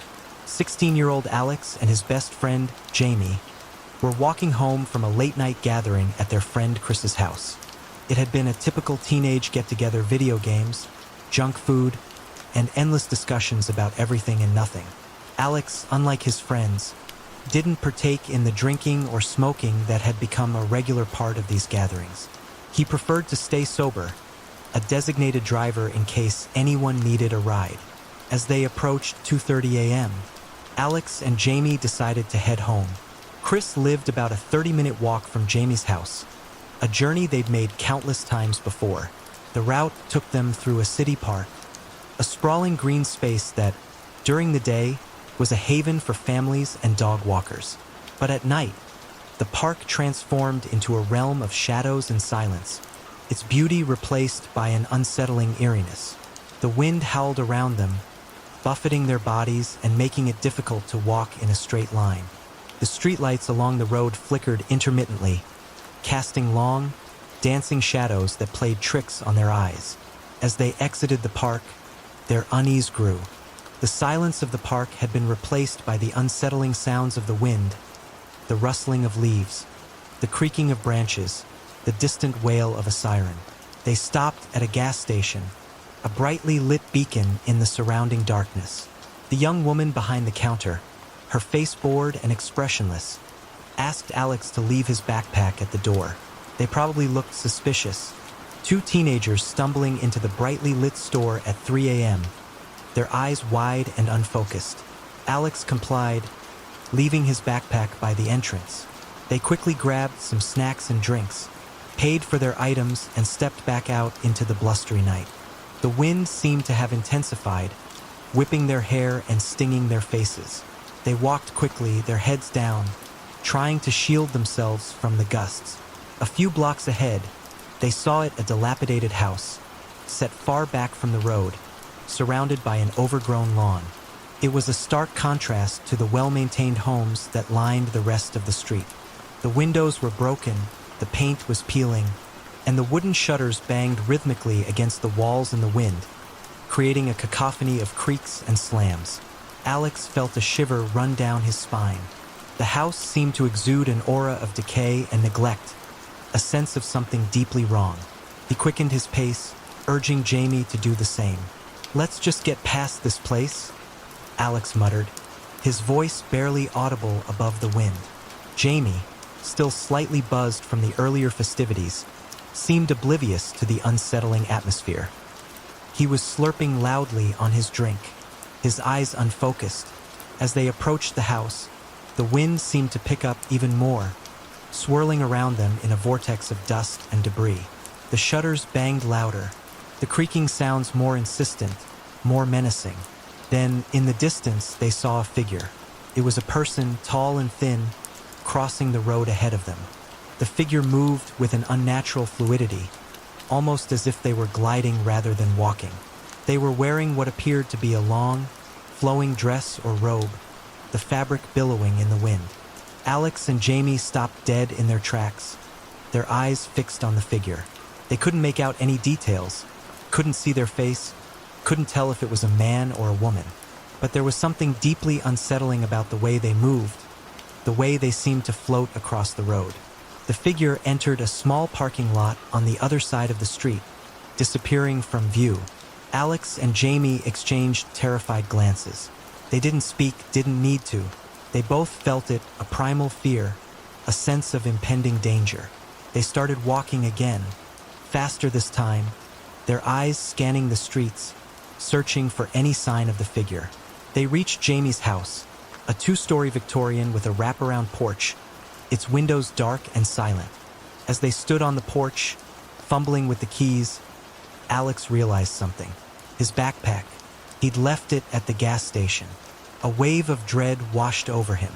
The backpack contained his most prized possessions, including a PlayStation 3 he'd brought to Chris's house. Jamie, now fully sobered by the encounter with the strange figure, looked at Alex with wide, fearful eyes. "You're not going back there, are you?" Alex hesitated. He didn't want to go back, didn't want to retrace their steps, didn't want to encounter that figure again. But he couldn't leave his backpack. They decided to go together, bracing themselves for whatever might await them. They ran back towards the gas station, the wind whipping at their faces, their hearts pounding in their chests. As they neared the dilapidated house, the wind suddenly died down. The silence was deafening, broken only by the sound of their own ragged breathing. Alex felt a prickle of unease, a sense of being watched. He glanced at the house, his heart skipping a beat. The front door, which had been closed earlier, was now wide open. And then, with a loud, echoing bang, the wind slammed it shut. They sprinted past the house, not daring to look back, their fear propelling them forward. They reached the gas station, breathless and terrified. Alex ran inside, grabbing his backpack from the counter. The woman behind the counter, still looking bored and unfazed, simply nodded. Jamie, desperate to escape the unsettling atmosphere, asked the woman if she could give them a ride home. She refused, explaining that she couldn't leave the counter unattended. They stepped back outside, their fear slowly giving way to a sense of relief. They tried to rationalize what they had seen, to convince themselves it was just their imaginations, fueled by exhaustion and the eerie atmosphere of the night. But as they started walking back, the figure reappeared. This time it was closer, much closer. It was standing in the middle of the road, directly in their path, its form silhouetted against the flickering streetlights. It was tall and slender, wearing a long, flowing dress that billowed in the wind. They started to run. The figure began to move, walking after them, its movements strangely fluid, almost gliding. It seemed to disappear and reappear, always just behind them, always just out of reach. They finally reached Jamie's house, sprinting up the porch steps, fumbling with the keys. They burst through the front door, slamming it shut behind them, locking it, bolting it. As they stood there, breathless and trembling, they heard it, a faint scratching sound on the porch, like someone dragging their fingernails across the wood. Alex, against his better judgment, peeked through the curtains. The street outside was empty. The figure was gone. They spent the rest of the night huddled together in the living room, too terrified to sleep. They laughed nervously, trying to make light of the situation, but the fear lingered, a cold, hard knot in their stomachs. They never saw the figure again, never learned who or what it was. But the memory of that night, the image of the flowing dress, the unsettling silence, the feeling of being pursued by an unseen presence, would forever haunt their dreams. They would always wonder if they just imagined things, but deep down never wanted to truly find out. The mirror messages. The first message appeared 3 days after I moved in. I was brushing my teeth, the morning sun slanting through the bathroom window, when I noticed it, forming in the condensation on the mirror. Get out. The letters were backwards, of course, mirrored, as if someone had written them from inside the glass. I wiped it away immediately, a reflexive action, but my hand was shaking so badly I dropped my toothbrush in the sink. My name is Sarah Chun, and I'm a software engineer. I'd taken the apartment, a small one-bedroom in a renovated brownstone in Seattle's Belltown neighborhood, because it was cheap and close to my new job. The Craigslist ad had mentioned 2 other roommates, but I hadn't met them yet. Our schedules apparently didn't align. I heard them sometimes moving around in their rooms or in the kitchen, but we were like ships passing in the night, our lives intersecting only in the shared space of the apartment. The apartment itself was nothing special. Beige walls, worn carpeting. Furniture that had seen better days. But it was a roof over my head, a temporary refuge while I got back on my feet after a rather messy breakup. That first morning, I convinced myself it was just my imagination. Sleep deprivation, stress from the move, the lingering emotional fallout from the breakup. It could all be playing tricks on my mind. I went to work, trying to focus on debugging code and attending meetings, but the image of those backwards letters, forming in the condensation, kept flashing in my mind. That evening, I took a long, hot shower, trying to wash away the lingering unease. As the steam filled the bathroom, I saw it again. The others didn't listen. The words appeared slowly, one letter at a time, as if invisible fingers were dragging themselves across the fogged-up surface of the mirror. I cleaned the mirror thoroughly, using Windex and a microfiber cloth, making sure to get every corner, every edge. The next morning, a new message. They never leave. My hands were sweating as I wiped it away. I started taking photos with my phone, documenting the messages, a desperate attempt to prove to myself that I wasn't losing my mind. After a week, I started keeping a notebook. The messages appeared twice daily, always when I showered, or when the mirror fogged up from the steam of the sink. They never repeated exactly, but they all carried the same ominous, threatening tone. Watch your back. Don't sleep too deeply. Check the locks. They're always watching. I installed a small, battery-powered security camera in the bathroom, pointing it directly at the mirror. The footage showed nothing. The messages simply appeared, forming in the condensation as if by magic. No hands, no movement, nothing unusual, except the words themselves, appearing letter by letter, in reverse. The sounds of my roommates became more noticeable. Footsteps in the hallway at odd hours. Cabinets opening and closing in the kitchen at 3 a.m. Sometimes, I'd wake up in the morning to find things in my room slightly moved. My laptop shifted an inch to the left. My shoes rearranged by the door. My coffee mug on the opposite side of the desk. I tried leaving notes for my roommates, slipping them under their doors. Hey, would love to meet up sometime. Sarah, 3B. No response. I knocked on their doors during what I considered to be reasonable hours. No answer. The rent was automatically deducted from my bank account each month, so I had no reason to contact the landlord. I was trapped in a silent, increasingly terrifying dance with something I couldn't see, couldn't understand, and couldn't escape. The messages grew more urgent. Check behind the walls. Listen for the scratching. Count the shadows. They move at night. I started sleeping with my bedroom door locked and a chair wedged under the handle. I bought a high-powered flashlight and kept it by my bed, a flimsy weapon against the unseen. During the day, I'd press my ear against the walls, trying to hear what was happening in the other rooms. Sometimes, I'd catch fragments of conversations, muffled voices, but they were too indistinct to make out any words. One night, I woke up to use the bathroom and found all the kitchen cabinets standing open. Every single one. The refrigerator door was ajar, too, casting a pale, sickly light across the linoleum floor. I knew I hadn't left them that way. I barely cooked, subsisting mostly on microwave meals and takeout. I was meticulous about closing doors and cabinets, a habit born from years of living alone. I started taking before and after pictures, photos of my room, the kitchen, the living room before I left for work each morning, and then comparing them when I got home. Small things were always different. The angle of the throw pillows on the couch, the position of magazines on the coffee table, the arrangement of dishes in the drying rack. Nothing major, nothing I could definitively prove wasn't just my own forgetfulness, but enough to keep me constantly on edge, to fuel the growing paranoia that was consuming me. The messages continued relentlessly. They're getting closer. Don't turn your back. Watch the corners. Time is running out. I tried recording the sounds at night using my phone's voice memo app. The recordings picked up something. Footsteps, whispers, the dragging of furniture across carpet. But when I checked the apartment in the morning, nothing was out of place. At least not obviously.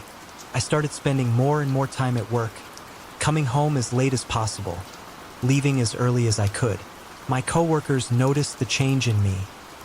The dark circles under my eyes, my jumpiness, the way I'd zone out during meetings. My boss, a kind but pragmatic woman named Ms. Peterson, suggested I take some time off to rest and recharge. I couldn't tell her the truth, that my apartment, my supposed sanctuary, was the last place I wanted to be.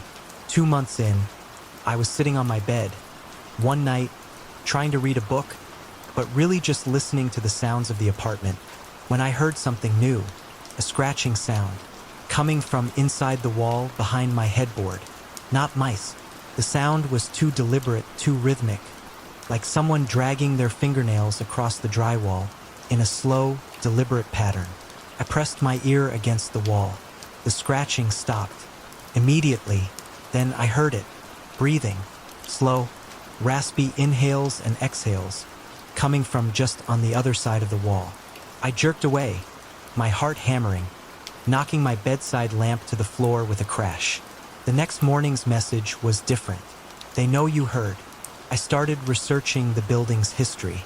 It was built in the 1970s, nothing remarkable. No reported deaths, no mysterious disappearances, nothing that would explain any of this. I tried to find previous tenants online, searching through social media, public records, anything I could find. Nothing. The messages grew more specific. Check the air vents. What's behind the mirror? Count your steps at night. They used the pipes. I unscrewed the air vent cover in my room and shone my flashlight inside. The beam revealed nothing but dust and cobwebs. But I could have sworn I heard movement further down the shaft. A sliding, shuffling sound that stopped as soon as I noticed it. The mirror became an obsession. I examined it from every angle, searching for hidden mechanisms, secret compartments, anything that might explain the messages. It was just a normal bathroom mirror, mounted flush against the wall. But when I tapped it, the sound was hollow, like there was space behind it. One evening, I decided to remove the mirror completely. I waited until I heard no movement in the apartment, until I was reasonably sure my roommates, whoever they were either out or asleep. Then, I gathered my tools, a screwdriver, a putty knife, a hammer. The mirror was heavier than I expected. It took some effort to pry it loose from the wall. But finally, with a loud crack, it came free. Behind it was an opening, a rectangular hole, about 2 feet wide and 3 feet high, cut into the wall. The space beyond was dark, but my flashlight beam revealed a narrow passage, extending further back than it should have, given the building's layout. And the walls of the passage, they were covered in writing. Thousands of backwards letters, scratched into the surface, overlapping, intertwining, a chaotic tapestry of words. Some looked fresh, newly carved. Others were old, faded, covered in a layer of dust. I heard movement in the passage, a quick, scuttling sound, like something retreating deeper into the darkness. The beam of my flashlight caught nothing, just shadow. My hands were shaking so badly I could barely hold the flashlight. I quickly remounted the mirror, my heart pounding, my mind reeling. That night, I slept in my car. The next morning, I had to go back. I needed my work clothes, my laptop, some essentials. The message on the mirror was waiting for me. Now you know where we live. I started plotting my escape. I couldn't break the lease without losing my security deposit, and I couldn't afford to pay rent on 2 places. But the messages were getting more frequent, appearing even when the mirror wasn't fogged up. We see you planning. You can't escape US. We're in the walls. We're in the pipes. We're in the vents. We're everywhere. The sounds at night grew louder, the scratching in the walls, the whispers in the vents, the footsteps in the hallway that stopped right outside my bedroom door. I barricaded myself in my room, only leaving for work and essential trips to the bathroom. 3 months after moving in, I woke up at 3 a.m. to silence. Complete, utter silence. The usual ambient sounds of the apartment, the hum of the refrigerator, the whir of the heating system, the creaks and groans of the old building were gone. The silence was absolute, pressing against my eardrums like a physical force. I lay perfectly still, barely breathing, straining to hear something, anything. Then I heard it, a soft scratching sound, coming from the other side of my bedroom door. Not at the bottom where a mouse might scrabble, but at eye level, like someone or something was writing on the wood. I turned on my flashlight and aimed it at the door. In the beam, I could see letters appearing on the surface, carved into the wood from the outside, appearing stroke by stroke in real time. We want to meet you. I didn't sleep the rest of the night. When morning finally came, I went straight to work and started searching for a new apartment. During my lunch break, I found a small studio across town, available immediately. It would require 2 months' rent up front. A significant financial strain, but I didn't care. I went back to the apartment that evening, armed with empty boxes, planning to pack as quickly as possible. The message on the mirror was longer than usual. You can leave, but we'll follow. We always follow. Ask the others. As I was throwing clothes into boxes, I heard a door open, somewhere in the apartment. Then another. Footsteps in the hallway. Multiple sets. Approaching. From both directions. I grabbed my pre-packed emergency bag, a backpack containing essentials I'd prepared weeks earlier, and yanked open my bedroom window. The fire escape was right there, just as I'd planned. I climbed out, just as my bedroom door began to open. I didn't look back. I ran down the fire escape, the metal clanging under my feet, and didn't stop running until I reached my car. As I pulled away from the curb, I glanced in my rearview mirror. My bedroom window was dark, but I could have sworn I saw faces pressed against the glass. Faces that weren't quite right. Faces that seemed to be made of shadow and mist.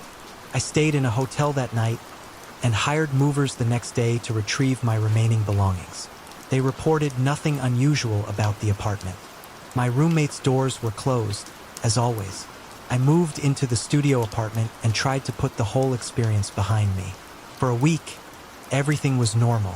Then, one morning, I was brushing my teeth when I noticed condensation forming on my new bathroom mirror.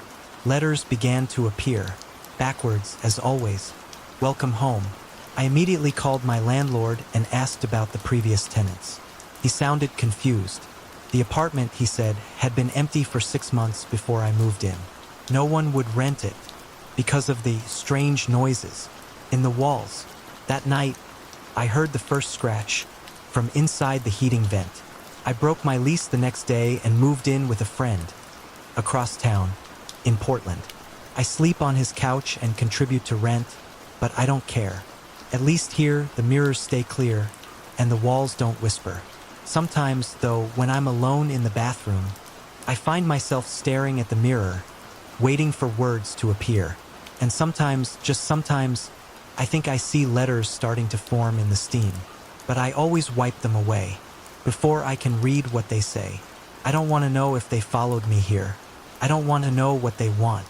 And most of all, I don't want to know what happened to my old roommates.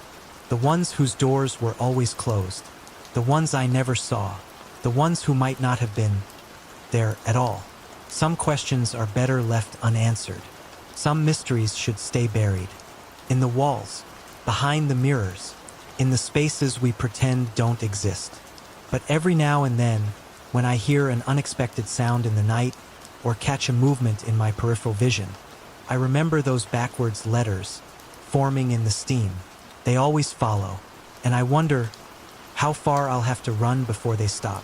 The clockmaker's curse. The ticking was the first thing I noticed. Not the gentle, rhythmic tick-tock of a grandfather clock, or the hurried ticking of a wristwatch, but a deeper, more resonant sound, a slow, deliberate thump-tick, that seemed to vibrate through the floorboards of the old house. My name is Eleanor Blackwood, and I'm an archivist. I specialize in restoring and preserving historical documents, a profession that often leads me to dusty attics, forgotten archives, and, in this particular case, the abandoned workshop of my great-uncle Silas Blackwood, a renowned clockmaker who disappeared without a trace in 1958. The workshop was located in a small, detached building behind the main house, a rambling Victorian on the outskirts of Arkham, Massachusetts. Silas's house had been in the family for generations, passed down through a line of increasingly eccentric Blackwoods. After my aunt Silas's niece passed away last spring, the property and all its contents fell to me. I'd spent the past 2 weeks sorting through the house, cataloging its contents, preparing it for sale. The main house was filled with the usual accumulation of a long life, antique furniture, stacks of books, dusty portraits of stern-faced ancestors. But the workshop was different. It was as if time had stopped the moment Silas vanished. Tools lay scattered across the workbench. Half-finished clocks sat on shelves, their intricate gears and springs exposed, and the air hung heavy with the scent of wood shavings, oil, and something else, something metallic, almost coppery. And the ticking, that relentless thump-tick, Thump-tick. I traced the sound to the far corner of the workshop, where a large grandfather clock stood shrouded in a dust-covered sheet. It was an imposing piece, over 7 feet tall, made of dark, intricately carved wood. The pendulum was still, the hands frozen at precisely 3:47. I pulled away the sheet, releasing a cloud of dust that made me cough. The clock's face was unlike anything I'd ever seen. Instead of numerals, it had strange symbols, intricate geometric patterns that seemed to shift and swirl as I looked at them. The pendulum, a heavy brass disc, was etched with similar markings. The thump-tick wasn't coming from the clock itself, but from behind it. I carefully moved the clock away from the wall. It was heavier than it looked, the wood surprisingly cold beneath my fingers, revealing a small, wooden door set into the wall. The door had no handle, no hinges, just a single keyhole-shaped opening. And the thump-tick was definitely coming from behind that door. I searched the workshop for a key, checking drawers, boxes, even the pockets of Silas's old, dust-covered work coat, which still hung on a hook by the entrance. I found nothing that fit. That night, back in the main house, I researched Silas Blackwood. The local historical society had a surprisingly extensive file on him. He was considered a genius, a master craftsman, renowned for his intricate and innovative clockwork designs. But he was also eccentric, reclusive, obsessed with time, with its passage, with its manipulation.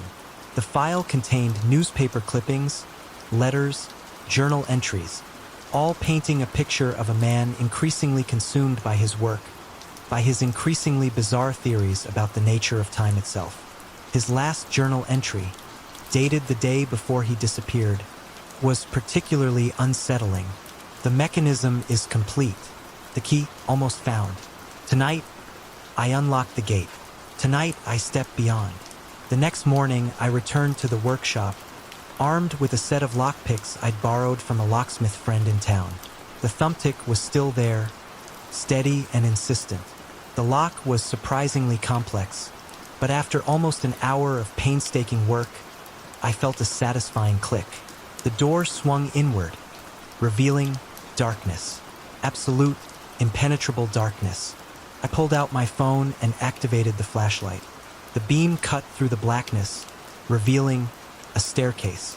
Narrow wooden steps descending steeply into the earth. The thump-tick was louder now, coming from below. I hesitated. Every instinct screamed at me to turn back, to seal that door, to forget I'd ever found it. But the archivist in me, the historian, the Blackwood, couldn't resist. I took a deep breath and started down the stairs. The air grew colder with each step. The scent of wood and oil was replaced by a damp, earthy smell, mixed with that same metallic tang I'd noticed before.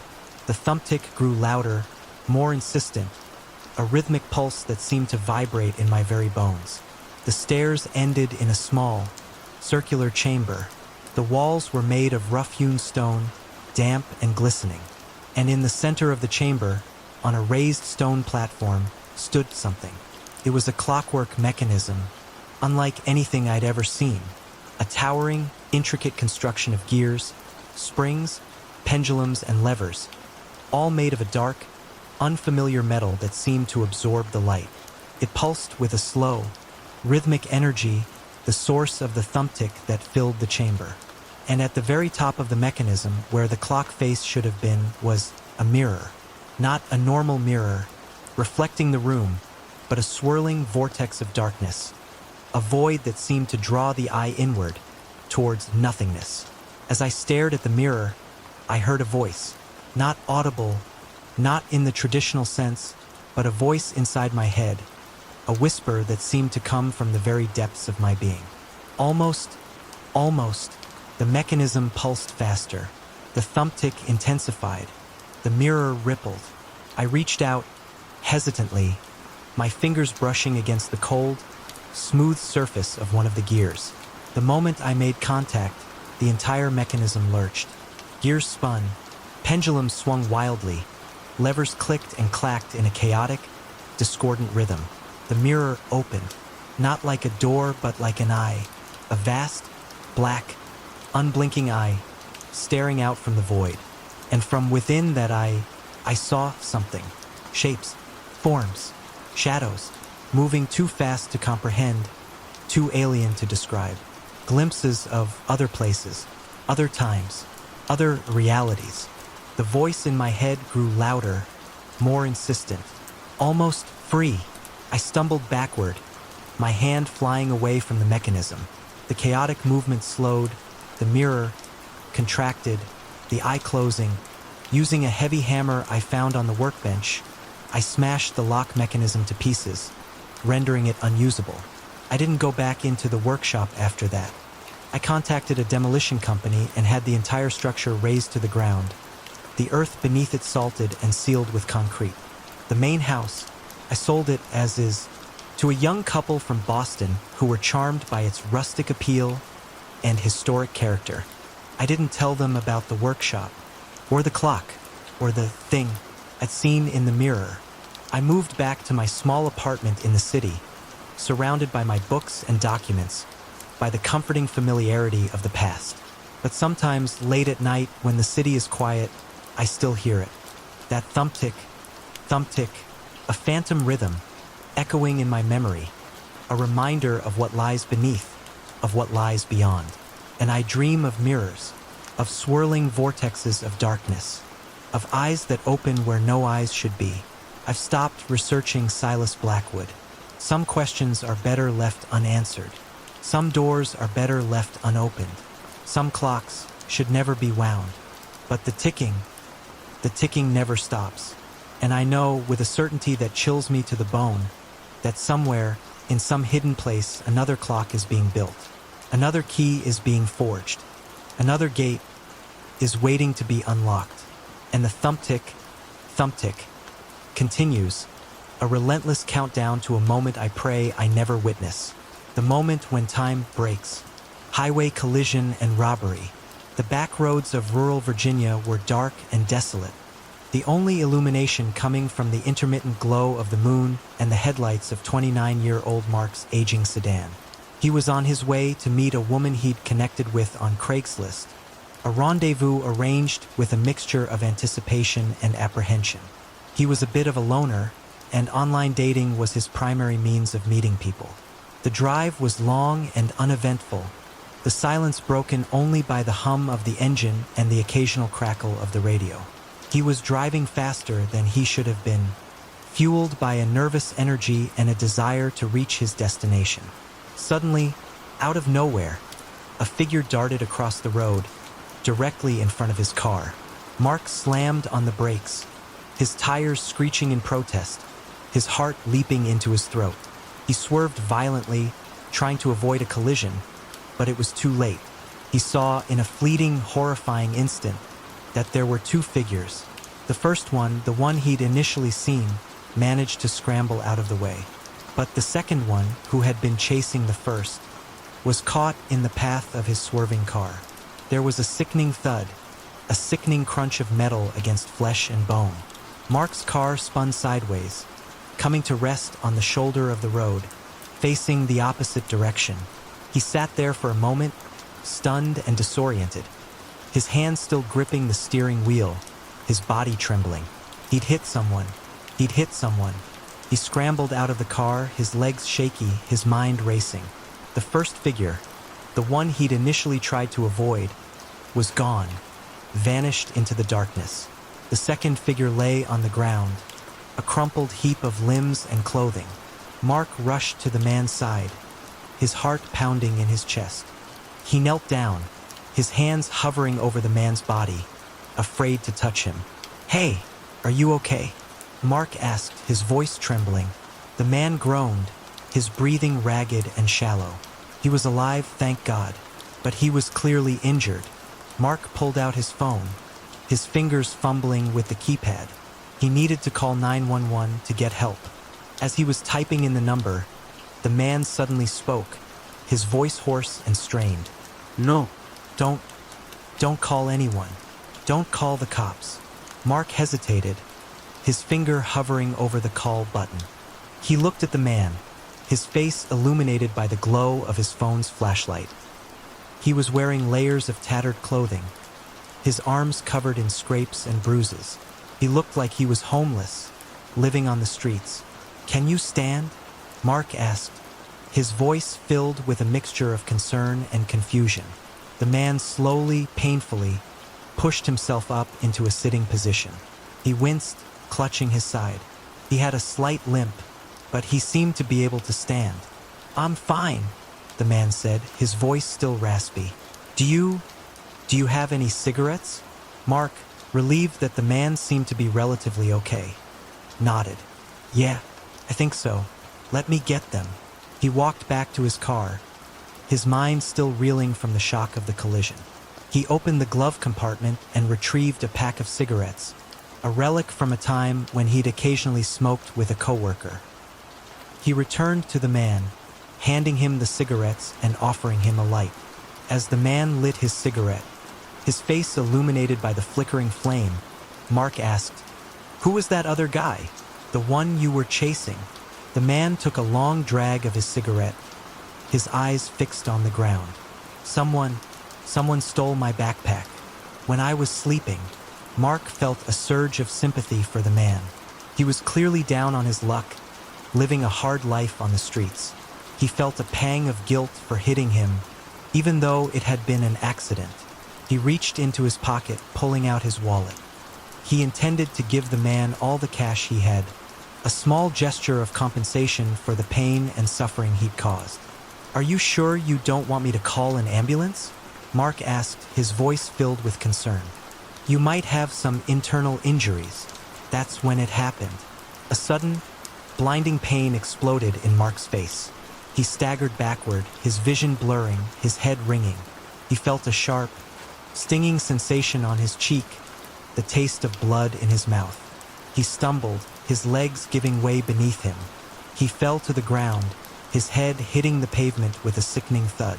When he regained consciousness, his head was throbbing, his vision still blurry. He looked around, disoriented and confused. His car was gone. The homeless man he'd hit, had punched him, stolen his car, and left him stranded on the side of a deserted road in the middle of the night. Mark sat there, in shock, his mind struggling to process what had just happened. He reached for his phone, his first instinct to call for help. But then he remembered. He'd left it in the car, charging. He reached under his jacket, his hand instinctively going to the holster where he kept his handgun. He felt a wave of relief as his fingers closed around the familiar grip of the weapon. At least he wasn't completely defenseless. He started walking, his legs heavy, his head pounding. He walked for what felt like hours, the darkness pressing in on him, the silence broken only by the sound of his own footsteps and the occasional howl of a distant dog. Finally, he saw a faint glow in the distance.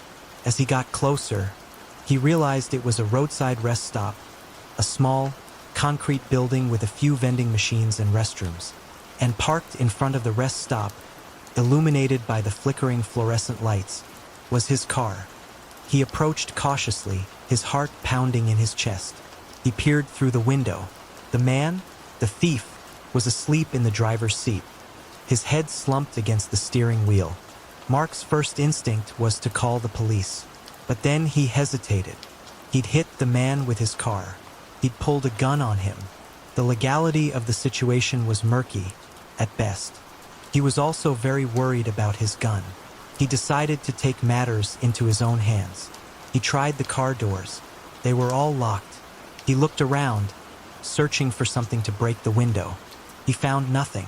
He took a deep breath, steeling his nerves. He removed his jacket, wrapping it around his hand to protect it from the shattered glass.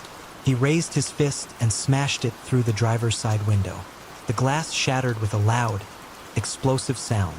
The man jerked awake, his eyes wide with fear and confusion. Mark reached through the broken window, unlocking the door. He yanked the door open, pointing his gun directly at the man's head.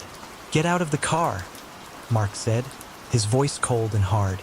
The man, trembling and stammering, begged for his life. "Please, don't shoot me. Please." Mark, his anger fueled by adrenaline and a sense of righteous indignation, ignored his pleas. "Get out of the car and walk towards that wall," he ordered, gesturing towards the rest stop building. "Turn around and face the wall." The man complied, his movements slow and hesitant. Mark retrieved his keys from the man's pocket. He got back in his car, his hands still shaking, his heart still pounding. He drove away, leaving the man stranded at the rest stop, the shattered window a testament to the chaotic, terrifying events of the night. He never reported the incident to the police, fearing the legal repercussions. He never saw the man again, never learned his name, never understood his motives. The encounter remained a chilling, unresolved mystery, a reminder of the unpredictable nature of life, the dangers that lurked in the darkness, and the desperate measures people would take to survive. Grindr's grim grin. 22-year-old Leo considered himself fairly open-minded and adventurous when it came to dating. He'd been using Grindr, a popular dating app for gay men, for a while with varying degrees of success. He'd met some interesting people, had some fun dates, and even formed a few short-lived relationships. But he was still searching for something more, something lasting. One day, while browsing through the app, he received a message from a user named Brian89. Leo clicked on the profile. Brian's pictures showed a handsome, clean-cut guy with dark, neatly styled hair, intelligent eyes, and a warm, inviting smile. His bio was witty and engaging, hinting at a shared love of books, movies, and outdoor adventures. Leo was intrigued. He responded to Brian's message, and they quickly struck up a conversation. Brian was charming, articulate, and seemed genuinely interested in getting to know Leo. They chatted for hours, exchanging messages about their lives, their interests, their hopes, and their dreams. After a few days of constant communication, they exchanged phone numbers. Leo found himself looking forward to Brian's texts, his witty banter and thoughtful questions brightening his days. Brian seemed almost too good to be true, handsome, intelligent, funny, and seemingly emotionally available. Leo, eager to see if the online chemistry translated into real-life attraction, suggested they meet for a date. He proposed grabbing lattes at his favorite local coffee shop, a cozy, independent place with exposed brick walls and mismatched furniture. Brian readily agreed. They set a date for the following evening. Around 6 p.m. on the day of the date, Leo sent Brian a text, letting him know he was leaving his apartment. Brian responded with a simple, "Can't wait to meet you," smiley face. Leo smiled. He was genuinely excited about this date. He had a good feeling about Brian. Then his phone rang. It was Brian. Leo answered, his voice filled with anticipation. "Hey, Brian, what's up?" "Hey," Brian said, his voice sounding different than Leo had imagined. It was deeper, more hesitant, almost strained. "Quick change of plans. I'm feeling kind of tired tonight. Would you mind if we just stayed in at my place? We could watch some shows, order some takeout?" Leo hesitated. He'd been looking forward to going out, to getting to know Brian in a public setting. He preferred first dates to be in neutral territory, a safety precaution he'd learned from experience. "I mean, I was kind of hoping we could go out," Leo said, trying to keep his voice light and casual. "Oh, come on," Brian said, his tone shifting abruptly. "Don't be such a buzzkill. Just come over. I promise you won't be disappointed." There was something in Brian's voice, a subtle undercurrent of impatience, of pressure, that made Leo uneasy. His gut instinct, that little voice that had warned him in the past, was screaming at him to decline, to make an excuse to postpone the date. But he ignored it. He rationalized his unease, telling himself he was just being paranoid. Maybe Brian was just having a bad day. Maybe he was genuinely tired. "Okay," Leo said reluctantly. "Sure, I'll come over." He drove to Brian's address, his apprehension growing with each passing mile. He tried to reassure himself, to focus on the positive aspects of their online interactions, the witty banter, the shared interests. He pulled into Brian's driveway, a modest house in a quiet, residential neighborhood. Brian was waiting for him at the door, his smile wide and welcoming. He looked just like his pictures, handsome, charming, with a kind of boyish charm that instantly put Leo at ease. As they stepped inside, Leo was greeted by the sight of another man, sprawled on the living room couch, engrossed in a video game. Brian introduced him as his roommate, Mark. Leo, wanting to be polite, attempted to engage Mark in conversation. He introduced himself, asked about the game he was playing, Dark Souls apparently, but Mark barely acknowledged him, his eyes glued to the screen. Brian, seemingly impatient, called Leo's name, beckoning him towards his bedroom. Leo, feeling a bit awkward, excused himself and followed Brian down the hallway. He stepped into Brian's bedroom and froze. The room was unlike anything he'd ever seen. It was dimly lit, the only sources of light being a series of flickering candles scattered around the room. And on every available surface, on the shelves, on the desk, on the floor, were altars. Not the kind of altars you'd see in a church. These were different, strange, unsettling arrangements of objects, animal bones, dried herbs, jars filled with murky liquids, crystals, and figurines that seemed to depict ancient, pagan deities. One altar on the floor featured a glass container filled with a yellowish liquid, surrounded by what appeared to be animal skulls. Another, on a shelf near the bed, displayed a doll with its eyes sewn shut and its hands missing. A dagger, its blade gleaming in the candlelight, lay next to a cat's skull. Leo felt a wave of nausea wash over him. He felt like he'd stepped into a horror movie, a scene of occult rituals and dark magic. He wanted to run, to turn around and flee, to get as far away from this place as possible. But he was frozen, his mind struggling to process what he was seeing. He tried to remain calm, to rationalize what he was seeing. Maybe Brian was just interested in Wicca or some other alternative religion. Maybe these were just harmless decorations, expressions of his personal beliefs. What are all these? Leo asked, his voice trembling slightly. Brian, who had been standing by the window, turned to face him. His expression was unreadable. "I'll tell you about them later," he said, his voice flat and devoid of emotion. Leo, his unease growing, pointed to one of the altars, the one with the doll. "What's that one for?" Brian's face darkened.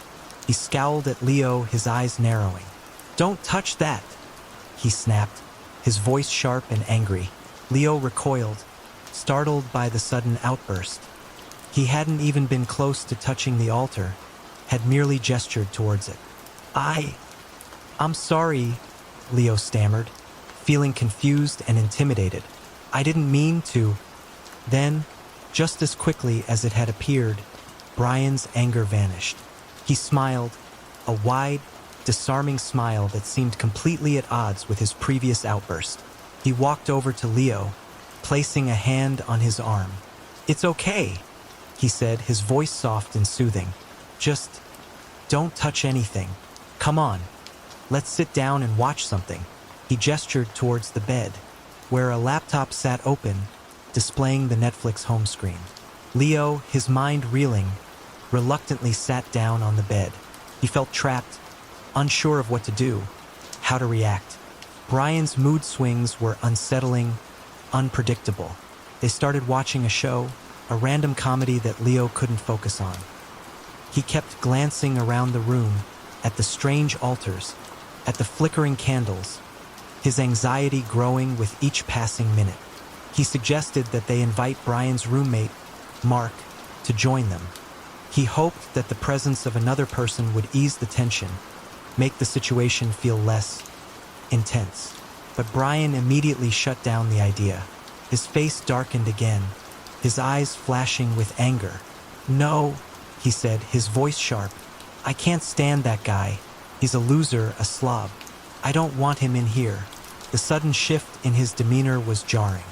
One moment, he was charming and affable. The next, he was seething with anger. He turned his attention back to Leo, his mood shifting again. He started talking about how attractive he found Leo, how much he'd been looking forward to meeting him. His hand moved to Leo's thigh, his fingers grazing the fabric of his jeans. Leo, feeling increasingly uncomfortable, excused himself, saying he needed to get a glass of water. He stood up, and as he did, Brian reached out and slapped his butt hard. "Don't take too long," Brian said, his voice laced with a suggestive tone. Leo walked out of the room, his heart pounding, his mind racing. He needed to get out of there. He needed to escape.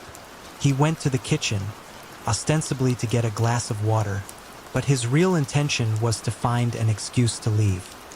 He hoped to run into Mark, the roommate, to perhaps ask him a few discreet questions about Brian. But Mark was asleep on the couch, snoring loudly. Leo filled a glass with water, his hands trembling. He considered simply walking out the front door, making a run for it. But a new fear gripped him.